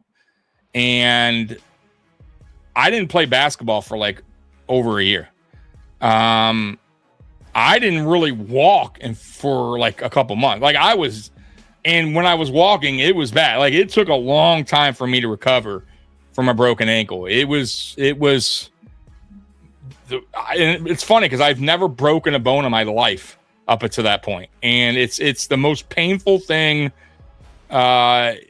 Dude, my foot was a fucking balloon. Like it was unbelievable amount of pain. And this guy's going to come back. Now, mind you, I get it. He has way more better doctors than me working around the clock to get him back, but we'll see. But I wasn't a huge fan of him to begin with. So I'm not, and once again, I'm not saying he's crap or garbage. I'm just not totally sold on him. So I think they take a step back, but I don't think it's going to be a drastic step back. Plus, they got A.J. Brown. That's a great point. But they also have a way tougher schedule. And I kind of go back on what or how Drake May played in the playoffs against better teams. Drake May was terrible in the playoffs. Go back and look at his stats. I mean, really, you don't even need to look at stats. If you watch the playoffs, Drake May was terrible, turning the ball over, poor decisions, fumbling, interceptions. He looked bad, right? And I think Drake May is a good quarterback, but he has to come back from that, right? That's mental, right? He knows he was bad. And I get it. He is a better receiver this year, but Stephon Diggs is no slouch either, and he had him last year. And they have decent receivers over there already. So, that's kind of where I'm going with that as far as that goes. So let me get my music back. I don't know what happened there. I just cut out. I don't really care for Knicks, but hate the defense. But you know what though? They also lost Jim Leonard, right? Who was a big key to that defense, right? And he's no longer there. I'm just saying, if you go look at the Lions when they lost their guys, they weren't the same, right? Their defense and offense was not really the same. Matter of fact, Dan Campbell took over play calling at one point for the offense last year for the Detroit Lions. So sometimes you lose those valuable coaches that make a difference, and we'll see. I'm not totally sold on them. Once again, teams that have only done it 1 year and that are young teams, I find it really difficult to, get behind or say they're going to do it again. You get what I mean? And that's kind of why, yes, look, the Buffalo Bills haven't won a Super Bowl. I get it, right? Like I totally understand that argument. However, we have been consistently a good 12 plus win team over the last 7 years, right? So I can kind of I have that kind of where I could puff my chest out a little bit and say, hey, I'm pretty confident we're gonna be a 12-win team. You know what I mean? Because we've proven it over and over and over. You know what I'm saying? Until we don't, then fine. You know what I'm saying? But we've had tough schedules every year. I don't care what anyone says. Every time they go by, how your record was the previous year, right? So they normally put us against the best. That's how it works, right? Strength of schedule. So, and we've always wound up winning 12 games pretty much. I think 1 year we won 10. Outside of that, I think it's been 12 pretty much every year. The Pats are really about how you feel about Drake May. Yeah, I mean, I don't know yet. I think Drake May has talent. I think he's a really good quarterback. I think he's obviously still young, still learning. He hasn't reached his ceiling yet, right? So I'm not. I think they got the right guy in house, right? For sure. But once again, they also had a very, let's be real, easy schedule. They didn't have a lot of their toughest opponent last year really was the Bills. You know what I mean? If you go back and look at their win, and we split the series with them. You know what I mean? And we'll see. Once again, I got to see another year from it. And this year they have a much tougher schedule. So if they can continue, if they do what they did last year, they can win 12 games, right? 11, 12 games.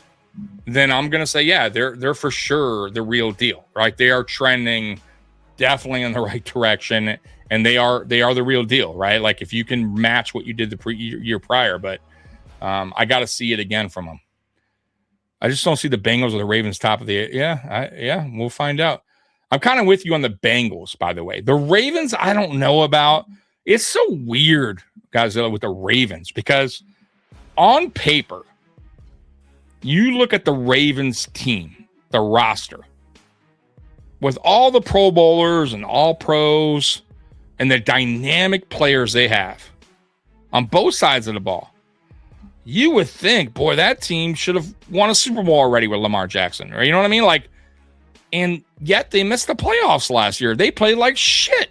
So I don't know what to really think about the Ravens. Now, the Bengals, on the other hand, that's another team that's so confusing because they have probably one of the best offenses in the league, star power wise, right? They got an elite quarterback. They got an elite receiver. They got an elite number 2. Borderline number 1 in Higgins. They got a really good tight end in Gesicki, who's basically a hybrid receiver tight end, right? You know it. We've seen him. He's a dangerous tight end. And they've had defense in the past with Trey Henderson, and a good DC at one point. But yet they got these rough starts out the gate every fucking year. It seems like every year they're scratching their way to get back to find themselves in the playoffs, to get in the playoffs. And it should never come down to that when you have that much talent. To me, that's a coaching problem. That is a coaching issue. And the fact that they haven't fired their coach yet is shocking to me. Shocking. If I'm a Bengals fan, I'm furious with my ownership, right? If I'm Joe Burrow, you got to go eventually to the owner and be like, bro, dude, with all this talent, how, there's a problem. We need a new voice, whatever it is. And maybe he likes the coach as a person, but I don't give a fuck about that. At the end of the day, we have one goal in mind, and it just ain't working, right? They got to figure some shit out, but I'm not a Bengals fan, so maybe they got high hopes on their coach still. I don't know. But for me, he's been there long enough where you should have gotten something. You should have won a Super Bowl by now with that type of talent. Sorry. And by the way, same goes to the Buffalo Bills. We should have won at least one Super Bowl by now. Come on. In the McDermott era, there should have been at least one, right? At least gotten there, right? Come on, man. I'll say that to the day I die. In the McDermott era, there should have been at least one appearance, right? At least one. Good Lord. The Green Light Channel. How you doing, brother? He has a good deep ball. That's about it. Who are you talking about? Who are we talking about? Drake May? I think you're talking about Drake May. He does have he has a good deep ball. If we're talking about Burrow has everything. Burrow, his passing is, precision, bro. Precision passing, deep pass, short pass. He's precise. Like that dude. The problem with Burrow is throughout his career is he can't stay healthy. Like he's had the oddest injuries. Remember when he hurt like his wrist on the side, like something happened to his wrist, like he just like tore something in his thumb, or was it his thumb? I think it was his thumb, right? Like he something happened to his thumb out of nowhere.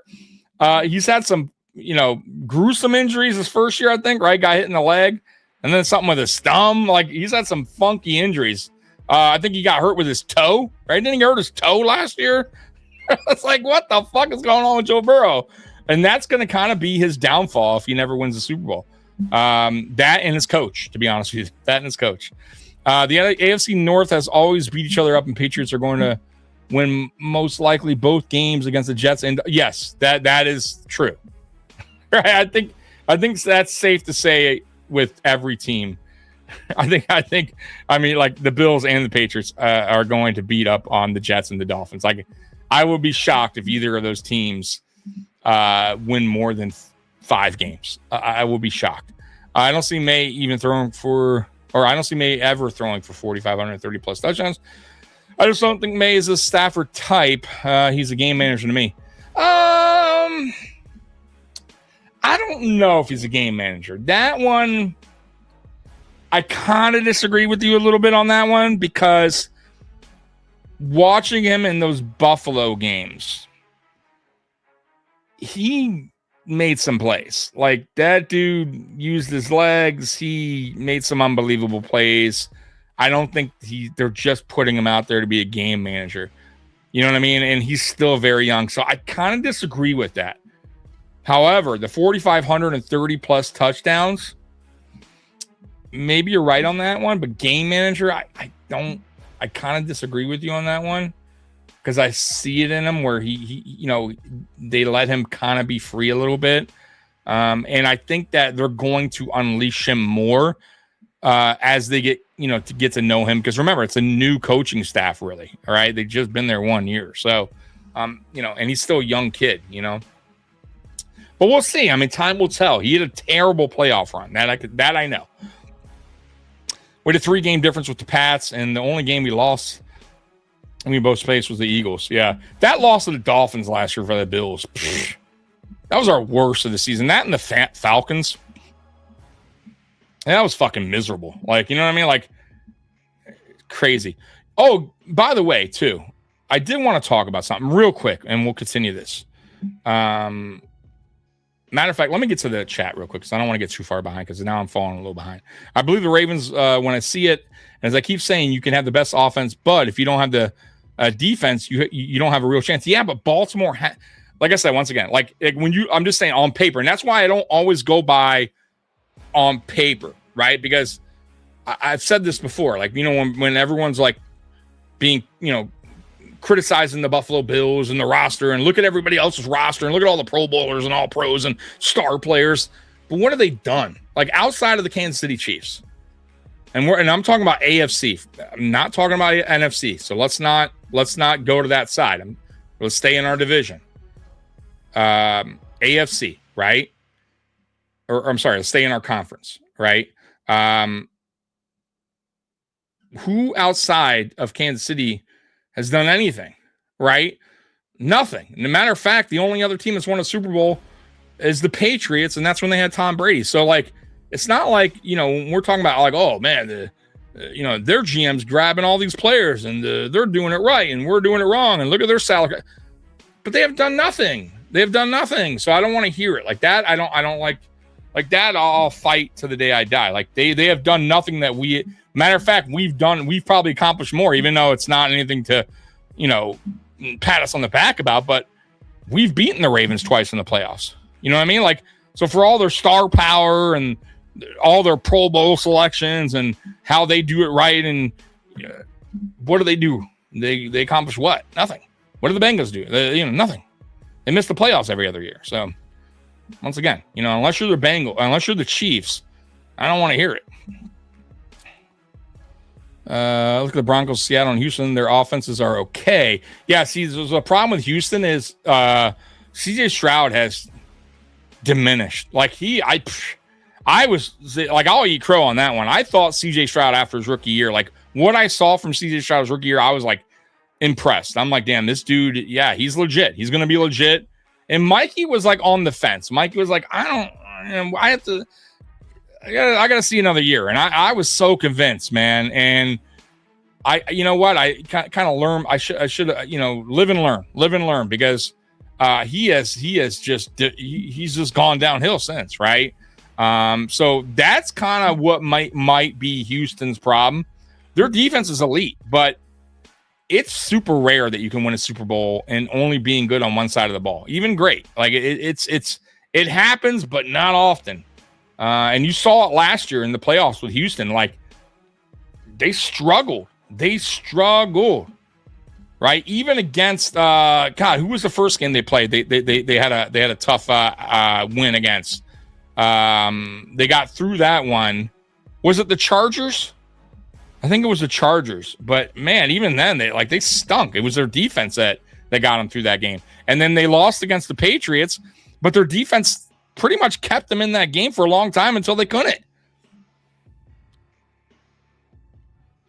Yeah, maybe. Yeah, that sounds about right. Ravens should be good on defense. As Minter's heck, yeah. So right. So they also switch. We'll see. I'm trying to catch up to everybody. Sorry. May needs to have more playmaker type plays in my opinion. Bro, they just got him AJ Brown. I mean, he's no slouch, right? I think he has enough playmakers there. You know what I mean? Like, and they got a good running back. Like, we know he gashed us. You know what I mean? Like, I don't want to hear. Listen, I want to hear no excuses for the Patriots this year if they don't make the playoffs. If Drake May struggles against these better opponents that he's going to be seeing this year. And once again, I'm not knocking Drake May because I still think he has really good potential to be a really good quarterback in the NFL.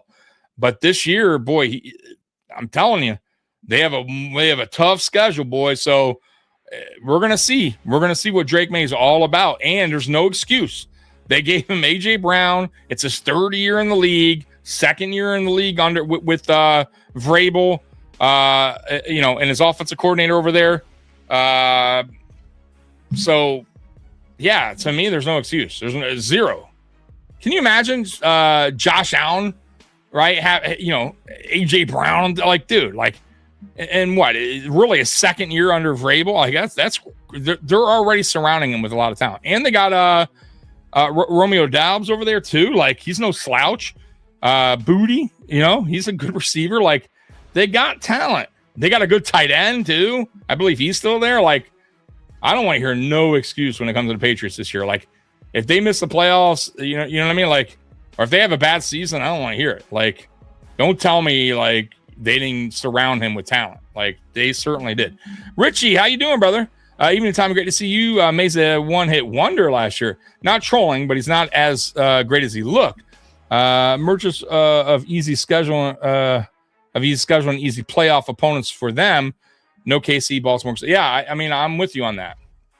And they happen to get matched up against, a Denver team that had no quarterback at the time in the playoffs. And I'll give it to the Patriots. They have a good defense. So at least last year they did. And the defense is what really carried them into the playoffs. Like, let's be real. Their defense is what carried them. Their offense was bad. It was really bad. And I think Patriots fans can agree with me on that. It was not pretty in the playoffs. It was, especially when it comes to Drake May. Drake May was horrendous. I think they said he had like one of the worst like stats in quite some time for a quarterback in the playoffs. So he was miserable. And you got to be better in the playoffs. You got to step your game up. Don't get me wrong, May's a great quarterback. I just believe his ceiling is very high. Or you don't believe his ceiling is very high, or you think he has a high ceiling? If he has a high ceiling, that's a good thing, right? You know what I mean? And I do think he has a high ceiling. I think he's still very young. He's gonna have his bumps in the road, but as long as he works his craft and gets with your positional coaches and your OC, you'll get better and better and better. I mean, that's how it works. Anyways, all right, I'm all caught up. So what I wanted to talk about real quick was kind of here's a point I wanted to make out on like coaching, right? And man, you know what's crazy? I haven't talked about Sean McDermott all night until right now, and I'm not going to stick on with Sean McDermott talk very long. And I'm going to go back to that. By the way, we're not done with that. But I did want to, and this is quick. This little article of the Knicks. Okay, so as y'all know, the New York Knicks won the NBA championship. Well, the year prior, they fired Tom Thibodeau. Now, Tom Thibodeau, if you go back, right, Tom Thibodeau was a good coach for them. I think they say here he won 4 out of 5. He got them, or maybe it doesn't say there, but it said he got them to the playoffs 4 out of 5 seasons, right? Got them to the Eastern Conference Championship last year, and then they fired him, right? So here's what the owner said, and this is a great point, and this is kind of what another point I was trying to make when it comes to Sean McDermott and his stubbornness, right? Just old school stubbornness. So here's the owner of the Knicks.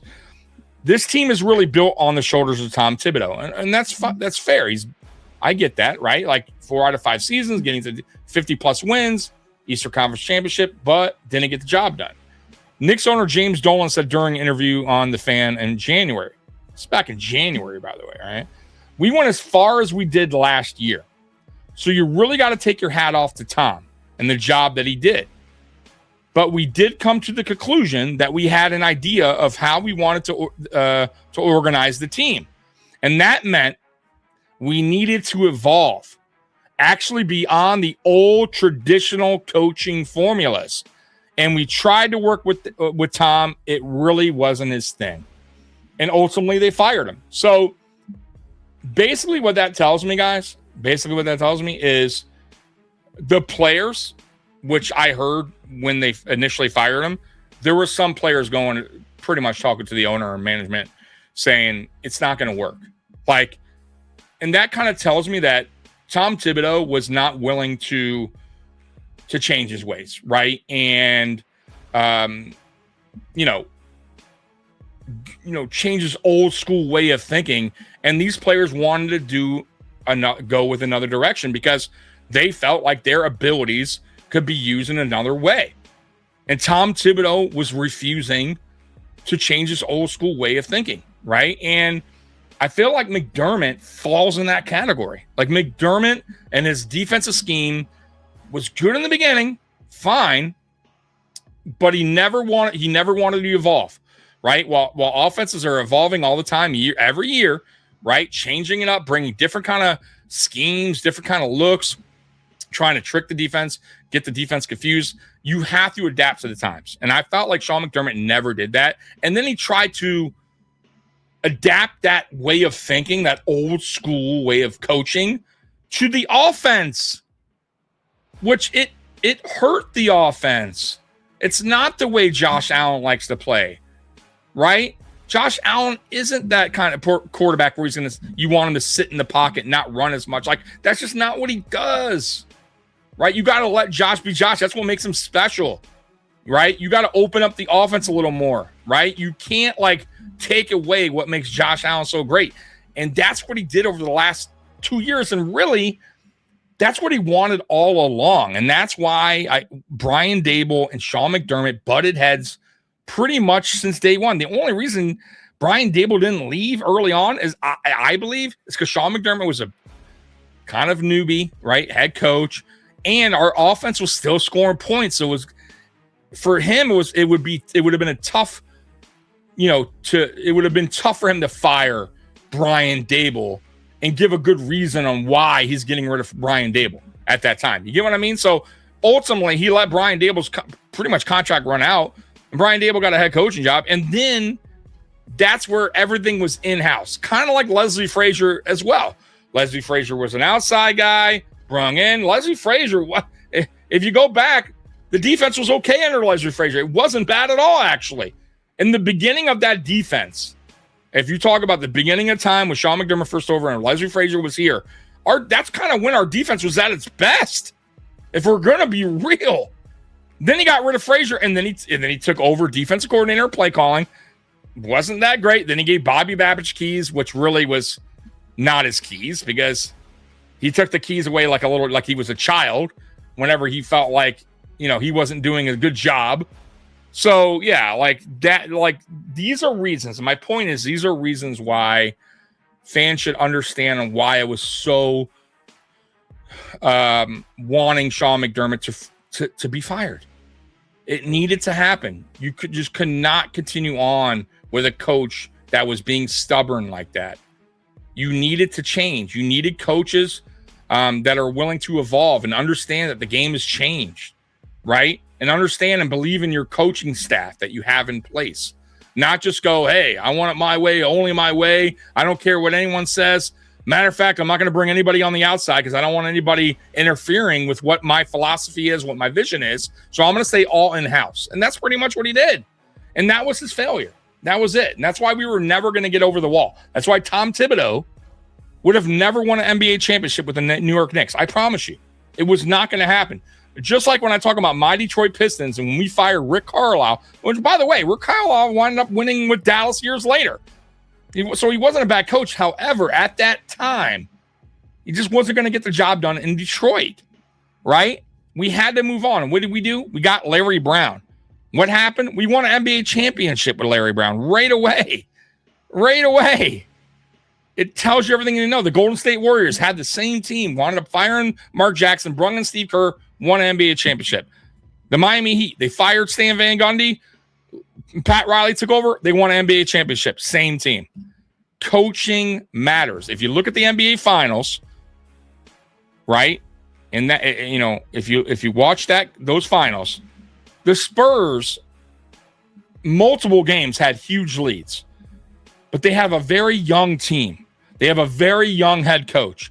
And I'm not saying Mike Brown's this great head coach, but he has experience. He's been to the finals, right? And he out-coached the Spurs coach. When things were going bad, when the Knicks were catching up from a 30-point lead, a 16-point lead, and I think there was another game where they had a big lead. He didn't know what to do. The players unraveled. And the coach, that's his responsibility, right? That's their responsibility to call timeout, to fix things, to settle their guys down. I saw it. I saw it firsthand what was going on. They were unraveling. They were jacking up threes. They were turning the ball over. And that's what an inexperienced head coach and experienced head coach. And that's ultimately why the Knicks won, to be honest with you. Because the Spurs, let's be real, they have better players, younger, better players, but the Knicks had experience, right?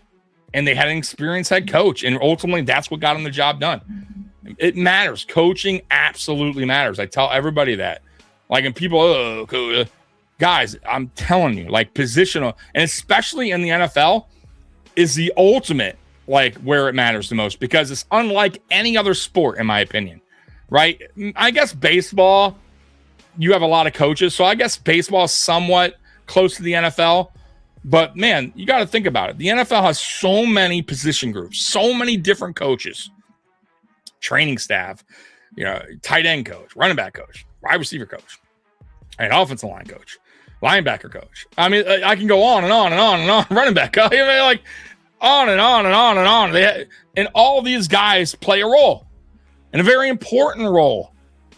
And it matters. It matters. And that's how teams ultimately get to the championship. And I felt like just like under McDermott and his coaching staff and him not believing in the staff and him being controlling, it was never going to work.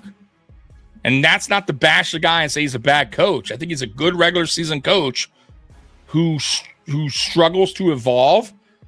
And that's going to bite him in the ass wherever he goes next. He's going to be a good regular season coach who, doesn't trust his coaching staff, can only go so far. And that's just going to kind of be the theme unless he changes his way. It's the only way it'll work. He needs to change his way of and thinking. The times have changed, McDermott. Times have changed. It's not old school football anymore. And I just feel like he's stuck. And that's why he needed to go. That's another big reason why he needed to go. That's why I can't wait until this year to show how much McDermott held the Bills back. Absolutely. And you're going to see it firsthand with the defense. Like, for me, if you look at this offseason, it's been so centered around the defense.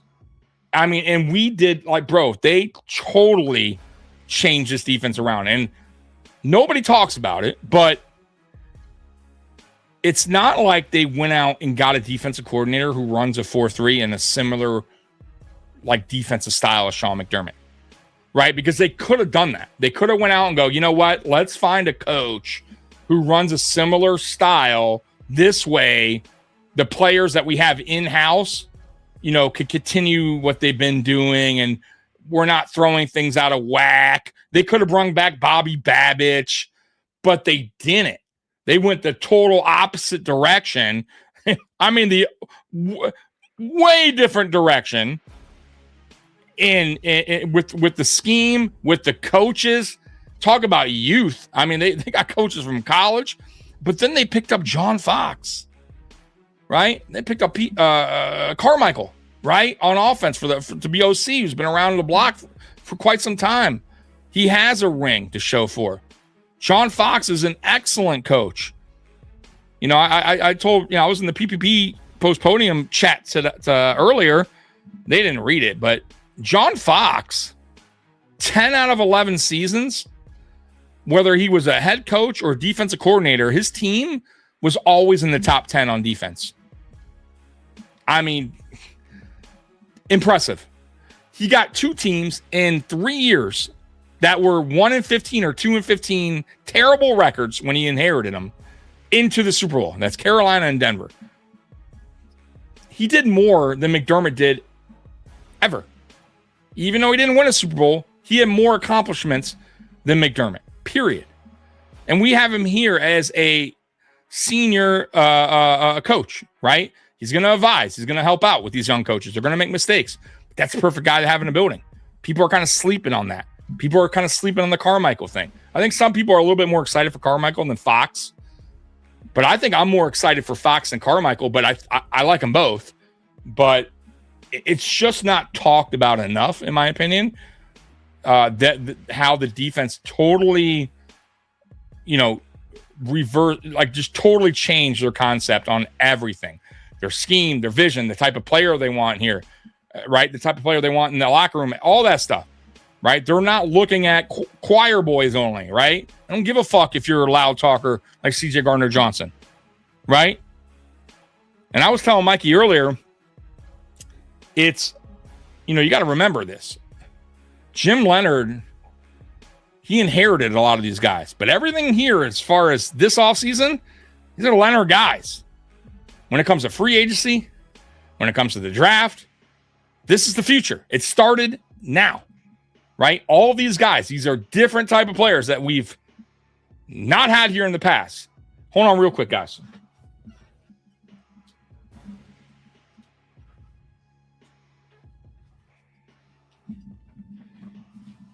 So, yeah.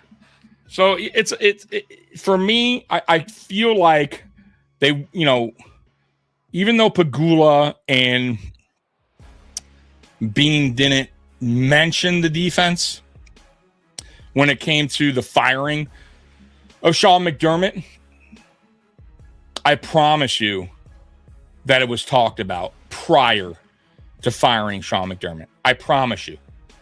They had that conversation, or else they wouldn't do this drastic change when it came to the defense. I just think they didn't want to shit on Sean McDermott. You know what I mean? I know people weren't totally happy with Bagula and the way he did his interview, but they didn't really bash Sean McDermott either. You know what I'm saying? And they could have. They could have mentioned the defense. Well, let's be real. They could have mentioned the 13-second game. They didn't. You get what I'm saying here, guys? Like, they could have been ruthless, and they didn't do that to him because he did accomplish things here. He was a good regular season coach, and I give him credit for that. But for me, the story was that had to have been a big story on why when they talked about firing him, had to have been the defense. And I'm sure they went back to playoff losses that came down to the wire and why they lost those games and how many points they gave up and why was our defensive-minded head coach allowing that to happen year in, year out. Period. And then I'm sure they looked at the offense and said, look, not only did he, not get the defense better through the years, but he made the offense worse over the last two because he was trying to help his defense out by changing up the offense, by keeping them on the field longer and having these long droughts and playing old school football, run the ball, run heavy, like everything short underneath, like let's march down the field, but slowly let's have these longer, like this is not how Josh Allen rolls. This is not why he was drafted here. We all know what Josh Allen can bring. We've seen it, in 2020, 2021, 2022. Like, we know what he's capable of. And all of a sudden, you want to take that away because you want to help your shitty defense out that you can't fix. They had to have had these talks. I'm just telling you. Anyways, I'm not going to be here all night about the fucking McDermott stuff. I can't wait for the season to start because eventually he will be out of my mind. But right now, it's still fresh to me. It's still fresh, still hurts. Rich coming in. I personally think Bills shocked the league this year. Players were walking on eggshells towards the end. Brandon going to go freaking ham. Be prepared for 17 to be potentially go back and to an uptick in interceptions. Yeah, so you're going to see a couple more turnovers. We're going to, and I don't care about that. I really, that doesn't bother me too much. You're going to get interceptions. You're going to get some, what the fuck, Josh? From time to time. I'll take that. I'll take it because the good outweighs the bad when it comes to that style of Josh Allen. I'll take that all day over, what we've seen over the last 2 years, which are numbers diminishing because he's playing safe. And, and last year was different with the turnovers because I just feel like at that point, I almost feel like Josh was almost giving up on the philosophy of the offense and just trying to do too much and going, fuck it. Like, I'm just going to put everything on my back and try to make something out of nothing. You know what I mean? Like I could what are the coach going to do? Bench me? You know what I mean? But when you have a good coach that believes in you and a good offensive coordinator that game plans around your skills, your ability as a player, Josh Allen thrives under that. You've seen it. We witnessed it. We know it. It's not like he only did it 1 year. We're like, hey, we hoping we get the 2020 Josh back. Josh has been good for quite some time. So, we know what he's capable of, right? And why are you taking that away? So it's unbelievable. Continue. But if he gets a Super Bowl, who the hell cares? Yeah, look, I think we're going to be, this was a great change, and it was a change that had to happen. Danger Zone, what's going on, brother? This is my buddy. They run a Jets channel. Good dude, man. Always supporting my channel. And I always support his. So good stuff, man. How about the Knicks? Yeah, dude, I was just talking about the Knicks. I don't know if you're here, but I was talking about the Tom Thibodeau. I don't know if you're still here, but about how coaching matters. And it matters in every sport. It plays a big part of winning a championship. It really does. And it's a great, Tom Thibodeau and Mike Brown. Not that Mike Brown's this excellent head coach, but he's an experienced, he's more of a player's coach. He's been to the NBA championship. And not only that, the team wanted to do things differently, and the coach was kind of holding them back. And the ownership went to Tom Thibodeau and said, hey, Like listen, we gotta evolve here. You gotta this old school coaching. It isn't flying anymore, right? The players just aren't. They're not buying into it. Pretty much, that's pretty much what it was. And he was unwilling to change. You understand that he's not going to change. He pretty much said, "This is the way I coach," and that's it. And they let him go. And then they won a championship. And I said that earlier about my Pistons. Rick Carlisle's a good head coach. He won years later with the Mavericks, but at that time with the Pistons, it just wasn't gonna happen. We needed experience. We needed a coach that knew how to do certain things a really good way. That's also been to a championship. Larry Brown, and we won the championship right away with Larry Brown. I think the same year. So it absolutely matters. Coaching plays a big part of these championship runs. So, I think the Knicks, I think if the Knicks still have Tom Thibodeau, they don't win these games. They don't win. They make it to the playoffs for sure. They don't win the championship. I don't believe it. The German is stuck in his ways. Absolutely. They're stuck in his ways. Yep. New ideas mixed with experience. To me, that's a good mix for success. Yes, absolutely it is. You got to change. Bro, listen, the NFL and every sport evolves. Like everything, especially the NFL. It's like, it's checkered, right? I'm sorry, it's chess, right? Right. So you got coordinators battling one another, right? And you got to, these guys have to study. That's why these guys they do so much film study, right? Because they have to understand their opponent and the new wave and what they're doing and all these new schemes that they're coming up with, right? It's just how it goes, right? It's not old school traditional football anymore. You gotta, they're trying to outsmart one another, right? All the time. And, I just feel like McDermott was just not willing to budge on his coaching philosophy.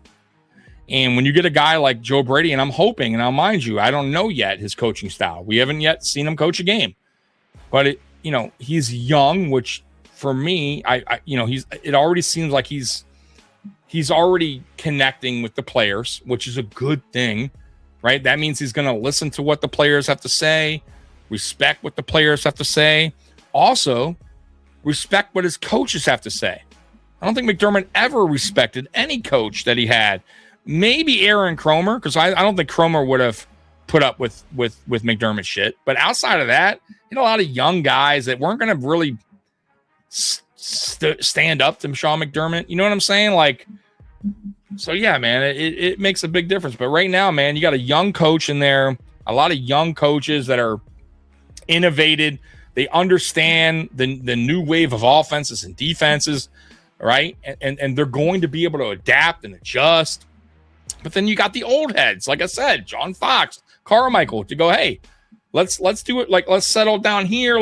Maybe it's a good idea if we do it. You know what I mean? It's always good to have those kind of guys in the building too. So I love it. I think it's a good mixture of young and a couple senior guys that have been there, done that when times are maybe a little bit tough or they hit a bump in the road. And these guys go, hey, don't worry. I've been there, done that. Let's do this. You know what I mean? It's great to have, man. Gut feeling this new defense will be unstoppable with their ears pinned back. Quarterbacks will be running for their lives again. Gut feeling excited. Yeah, I think it's going to be much better. I also think, the one thing Jim Leonard likes to do is disguise. A lot of disguises. Likes to move the front around a lot. He just likes to move a lot of players around. Sometimes he puts safeties in the box. He also likes to play by matchup, right? So he'll take a DB out for another DB in a game, just to play by matchup, which makes sense.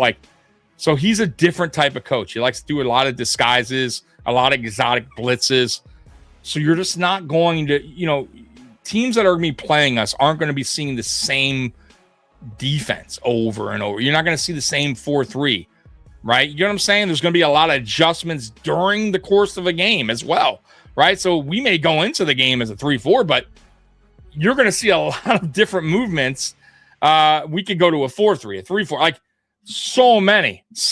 adjustments, that offenses are going to be a little bit confused on what we're doing. And they haven't seen it before for this team. That's the other thing. They don't know what to expect. Same thing with the offense. Like, yeah, we got returning players, but these teams that are familiar with us, it's kind of be new. Right? We're going to be presenting something new. So it's going to kind of catch them off guard on what we're really doing. So that's the exciting part too, right? I'm happy not about McDermott, but I'm really happy for Josh because he can finally play free. Absolutely. I'm so happy for the Knicks. Yeah, dude. Good, my buddy's a big Knicks fan. I had no skin in the listen, my Pistons, they need another player to help Cade out. They had a great season, my Pistons, but you got to have another scorer. You can't just rely on one in the NBA, and that was the Pistons' downfall. But if they get help this offseason, watch out for the Pistons because defensively and coaching, they're right up there. They've proven that, but got to have a score. And I think the Knicks, they were just so well-rounded this year, and what they had, and Brunson absolutely went wild in the playoffs. And they just had a lot of veterans on that leadership on that team too that helped out. Like that's pretty much ultimately what got the job done. And coaching, the coaching was really good. All right, let's continue this and I'll get out of here. All right, we're at the Dolphins here, right? All right, so we're at the Dolphins. So there's the Bills. We already talked about the Bills. So here's the Dolphins. Oh my God. So they have them losing right away. Week 1, week 2, week 3, week 4, week 5. Where's that? 1, 2, 3, 4, 5. They got them going to the bye week 0-5. And these are, by the way, these are two different people predicting the schedule. So this just isn't one guy. These are two writers of the NFL.com who think the Dolphins are going 0-5 heading into the bye. I mean, like, that's bad. Okay, so they get a win after the bye. They get another win, says one of the guys, and a loss. And then they go on another losing streak here.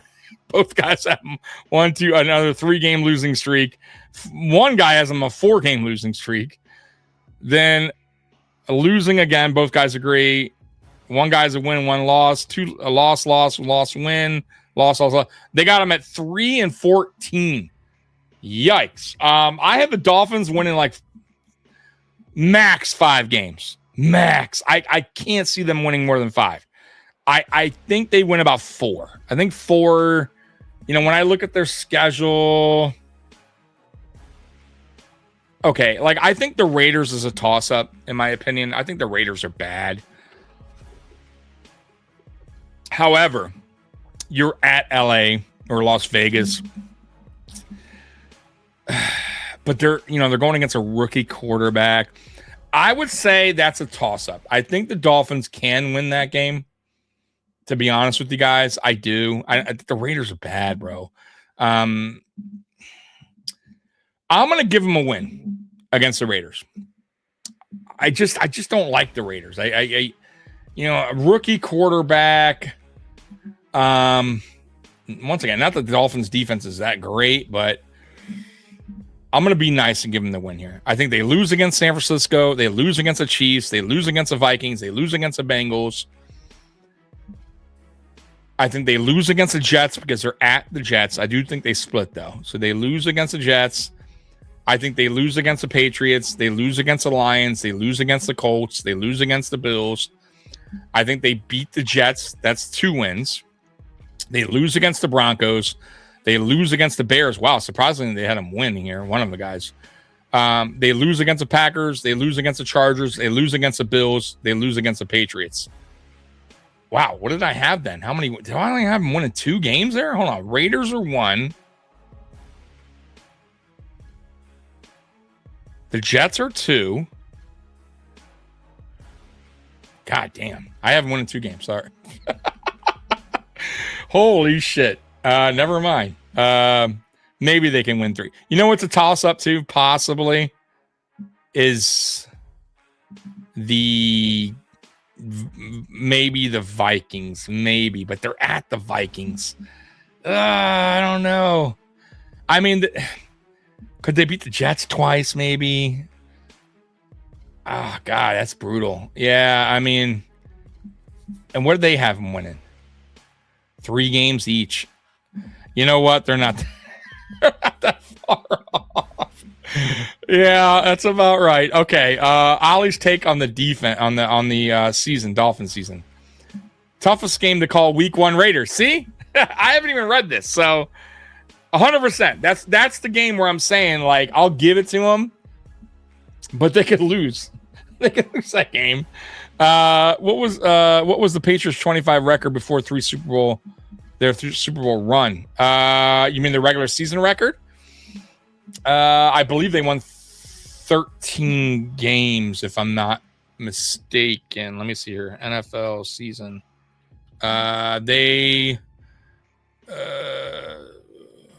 They won.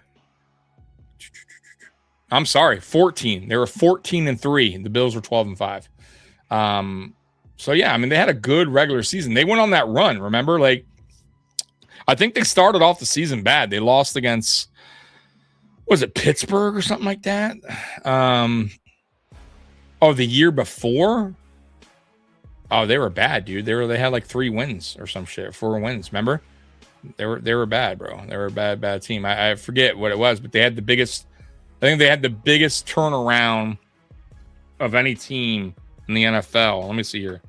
Their record in 2024 was 4-13. So, yeah, they were bad, bro. They went. So it was a great turnaround. There's no doubt about it. All right. So, anyways, let's continue this so I can get out of here. So, will the Dolphins make playoffs? No. Right. So, I'm in agreement with this, and I only had them winning 2 games, which I don't know why it's 4, possibly 5. Because looking at that schedule, man, I got to be honest with you, the NFL did not. They were not nice to the Dolphins, because normally the schedule goes by, record of the year prior, right? Strength of schedule. So the Dolphins were not a good team last year, and the NFL kind of hosed them. Like, let's be real. Like, the Raiders, fine. That's a toss-up. I think they're about equal to each other. But 49ers, good team. Chiefs, they're going to be good again. The Vikings are, listen, say what you want about Kyle Murray. He's going to be way better than J.J. McCarthy, right? He's your starter. We know that he's up and down, but they got Justin Jefferson. Kyle Murray's, he has, he's going to win some games there. He's not losing against the Dolphins at home. The Bengals are the Bengals. They're going to win that game, especially week 5. That's when the Bengals start to pick up from their losses early on. The Jets, fine. I told you guys. I think they split with the Jets, but I think the Jets actually have a better roster. They're not beating the Patriots, I don't think. They're not beating the Lions. These are all tough teams. The Colts are a good team, right? They have a good roster. The Bills, obviously. The Jets, whatever. They might be about equal, but they're going to split that. The Broncos are clearly better. The Bears are clearly... I mean, these are all good. These are all pretty much playoff teams. If you look at this schedule, Patriots playoff team, Bills playoff team, Chargers playoff team, Packers playoff team, Bears playoff team, Broncos playoff team. Colts could have made it. They didn't, but if Daniel Jones don't get hurt, they're probably a playoff team. Lions, I know they didn't make it last year, but they're a playoff team. Let's be real. They got a hell of a roster. Bengals, I don't know, but they're better than the Dolphins. The Vikings, I still think they're better than the Dolphins. They got a better. Chiefs, they're better. Come on, they're Super Bowl caliber team. 49. I mean, man, they really hosed them. I mean, they hosed the Dolphins. Them in Arizona have a tough schedule. It's crazy. I mean, the NFL did them no favor. All right, so next up, we're gonna get through this. The Patriots. All right, they got them lost the first week against Seattle in the rematch of the Super Bowl. They got them winning against Steelers, lost against Jacksonville, lost against the Bills, win against the Raiders. The Jets win, the Bears loss. Dolphins win and a loss. One person win, one loss, which is crazy against the Dolphins. Wow, that's surprising. Packers, loss. And then they're going to Munich, win. Loss. Vikings, Chiefs loss. At the Jets, they got them winning. The Broncos are winning. The Dolphins are winning. They got the Patriots finishing 8-9. 8-9. From a 14-win season to 8-9.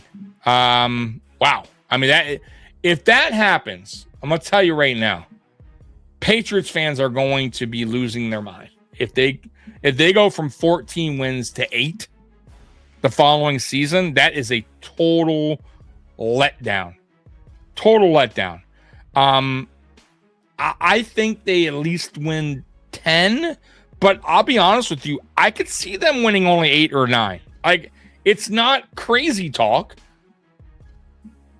But yeah, let's see what they say. I'm just curious. It says Super Bowl rematch should tell us plenty about the 2026 Patriots. Perhaps I'm a prisoner of the moment, but I'm not convinced they've done enough to prevent a repeat of February's beatdown. As important as first impressions are, New England's AFC title defense will truly be tested near midseason when the club finds their caliber of its opponents to be far more difficult this season than it was during the same stretch last year. We're going against the grain here and slashing the Pats win total nearly in half from last season's mark. But outside of their doubleheaders with the Jets and Dolphins, it's worth noting the division games are often weird. There are a few matchups on their calendar in which they look like the heavy favorite right now. Toughest game, they said at Bears. I don't know about that. And both of them, obviously, you're not going to make the playoffs. You're winning 8 games. It's not happening. The Jets, I'm going to just kind of breeze through this. They have the Jets winning 5 games. The other guy has them winning 4. Sounds about right. Sounds about right, to be fair. I think, listen, they still have quarterback issue there, right? They're desperate teams do desperate things, and the Jets are kind of falling in that line now. However, I will say this about the Jets: it wasn't a good quarterback draft. Like, they're probably doing the right thing here. They got Geno back, who's declining. If they win 4 or 5 games, it's actually a good thing. Then they go into next year's draft, which is a way better draft class for quarterbacks. Then they get their guy, and then he can sit under Geno Smith, because I believe Geno Smith signed, I think, a couple-year deal. Sit behind him 1 season and then go ahead and play him. Like, I think that's the right way to do it, because you can't keep doing this, what they've been doing. And a lot of teams are guilty of it, where they give up on trying to find a quarterback in the draft, and they just start signing these old quarterbacks, these washed-up quarterbacks, and they're just trying, for anything. Maybe this guy has 1 more year, and it's just not going to work that way. You have to keep trying through the draft.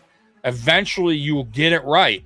And some teams they give up, man, with that philosophy, and they start going with these retread kind of court. Like, they're going back to Geno Smith. I mean, the only thing that makes sense with that is they probably want to have a losing record again, so they can get into the top 5, get themselves, a future quarterback, right? A guy that could be a potential, franchise quarterback. But yeah, I mean, 5 wins will do it. That 4 or 5 wins will get you in more than likely top 5, right? So it's actually a good thing. And obviously the Jets won't make the playoffs. Baltimore Ravens will skim past the games. They have them going 12-5. One guy 11-6. The other guy. They say the toughest game to call is Week 12 at the Texans. Both have them going to the playoffs. Obviously, both have them winning the North. One has them going in the 3 seed. One has them going as the 4th seed. So, I kind of get behind that a little bit, but last year was weird, right? But they do have a new coach coming in. Lamar seems more motivated. I mean, we'll find out what they can do. They had a decent offseason, so we'll see. Bengals, it's going to be interesting because they always start off slow. They actually, it looks like here they have them winning quite a bit early on, which is not a Bengals thing to do. Like, this is where I kind of disagree with that. I got to see the teams. They winning against the Tampa Bay Bucks at home. Okay, I could see that, but Tampa Bay's no easy out. They lose against the Texans at Texans. Okay. They win against the Steelers at the Steelers. They're always tough games. I don't know. That's a toss-up. Home against the Jaguars. Jaguars seem to be getting better. I don't know. That's a toss-up to me. They're going to beat the Dolphins. So, I don't know. I don't know. They got them going 11-6 and 11-6. Both have the same record. They got them going to the playoffs as a wild card team. One has them going as a 5 seed. One has them going as a 6 seed. So, that's the Bengals. The Browns are going to be bad. They're going to be bad. We won't go through the games, but I can tell you they're going to be bad. One has them going 5-12. One has them going 4-13. Sounds about right for the Browns. Let's see here. No, we know that. All right. Pittsburgh Steelers. Let's see what they got the Steelers at. One has them going 7-10. One going on 8-9. Obviously, Aaron Rodgers is returning one more year. He said this is his final year, but that's not going to get you in the playoffs. Obviously, 7 and 8 wins won't do it. All right. So obviously, both have them missing the playoffs. And that's it. That is the oh no, that's not it. I'm sorry. AFC South. What am I fucking thinking? I'm so tired. All right, Texans. Here we go. Texans. They have them finishing. One has them finishing 11-6. The other has them finishing 13-4. I'm leaning toward this guy, 11-6. I'm just CJ Stroud has diminished so badly that that game was so pathetic against the Patriots. I don't see it in him. I just don't. It's crazy because I thought he was going to be something. Unless he turns it around, unless he's doing some crazy offseason work to improve his game, I don't see it. It says toughest game to call week 1 versus the Bills. Will the Texans make the playoffs? Both have them, yes. One has them winning the AFC South. One has them as a wild card. So one has them as a 4 seed, one has them as a 5 seed. The Colts. They have them. They have the Colts having a bad year. One has 6-11. One has 4-13. Whew. Man. Okay. I don't think they're going to be that bad. But okay. I mean, obviously they don't make the playoffs if they have that record. Jacksonville Jaguars. Let's see here. One has them not making the playoffs. One has them, yes, that they'll win the South. And they'll go in as a number 1 seed. So that's wild. So one has them 10-7. The other has them 13-4. So, wow. Okay. So, yeah, that's a quite a difference of an opinion there. It seems like Jacksonville's heading in the right direction. I'm going to kind of meet them in the middle here. I'll say 11.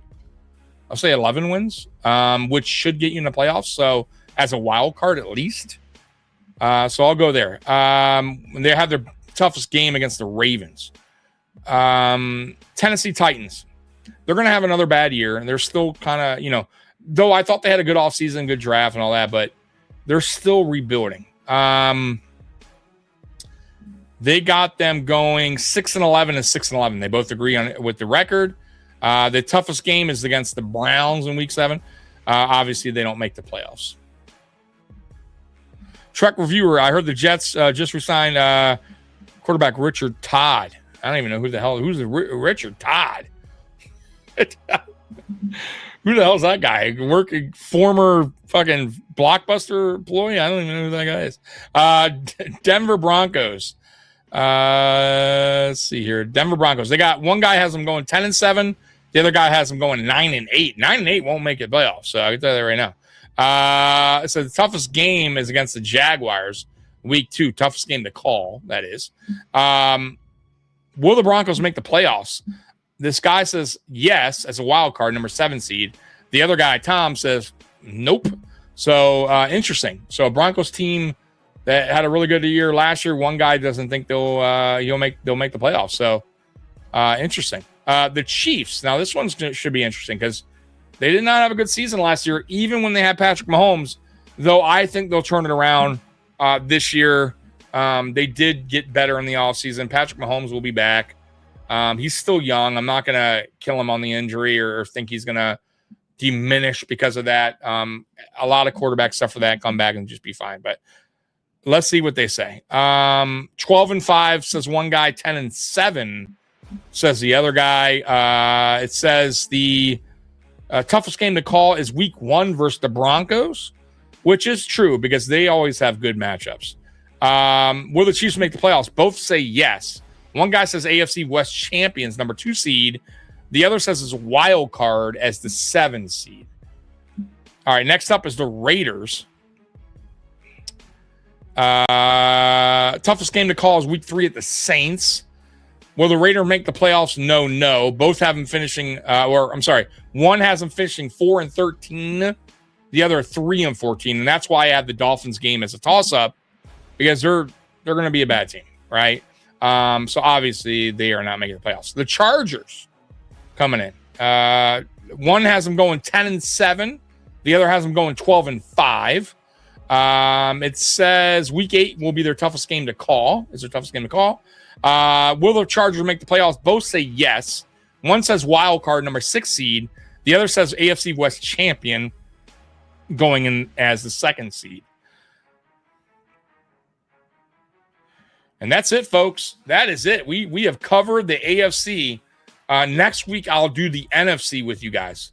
Or I might even do that Friday because Mikey didn't seem like too interested in this conversation, which is fine. I'll do the NFC with you guys on Friday, right? Because, once again, this is the toughest time to do podcasts and talk football when there's nothing going on. So we're just going to sit here. We're going to have fun. We're going to talk shit. We're going to laugh. And I'm going to pull up, shit like this to talk about, man. Why the fuck not, right? We got nothing better to do on a motherfucking Monday or Friday night to pull up some articles and have some fun and talk some shit. So Richard Todd was the last long-term quarterback before Boomer. Okay, so yeah, he's coming back. I heard he was working at Publix, right? As he was the old guy doing the bagging groceries. He's making a comeback. Huh? Good for him. Okay, cool. All right, guys. So I'm out of here, man. Bills Mafia, I love you. I appreciate you guys rocking with me. And I will see you guys here Friday Night Lights at 8 p.m. So once again, thank you so much.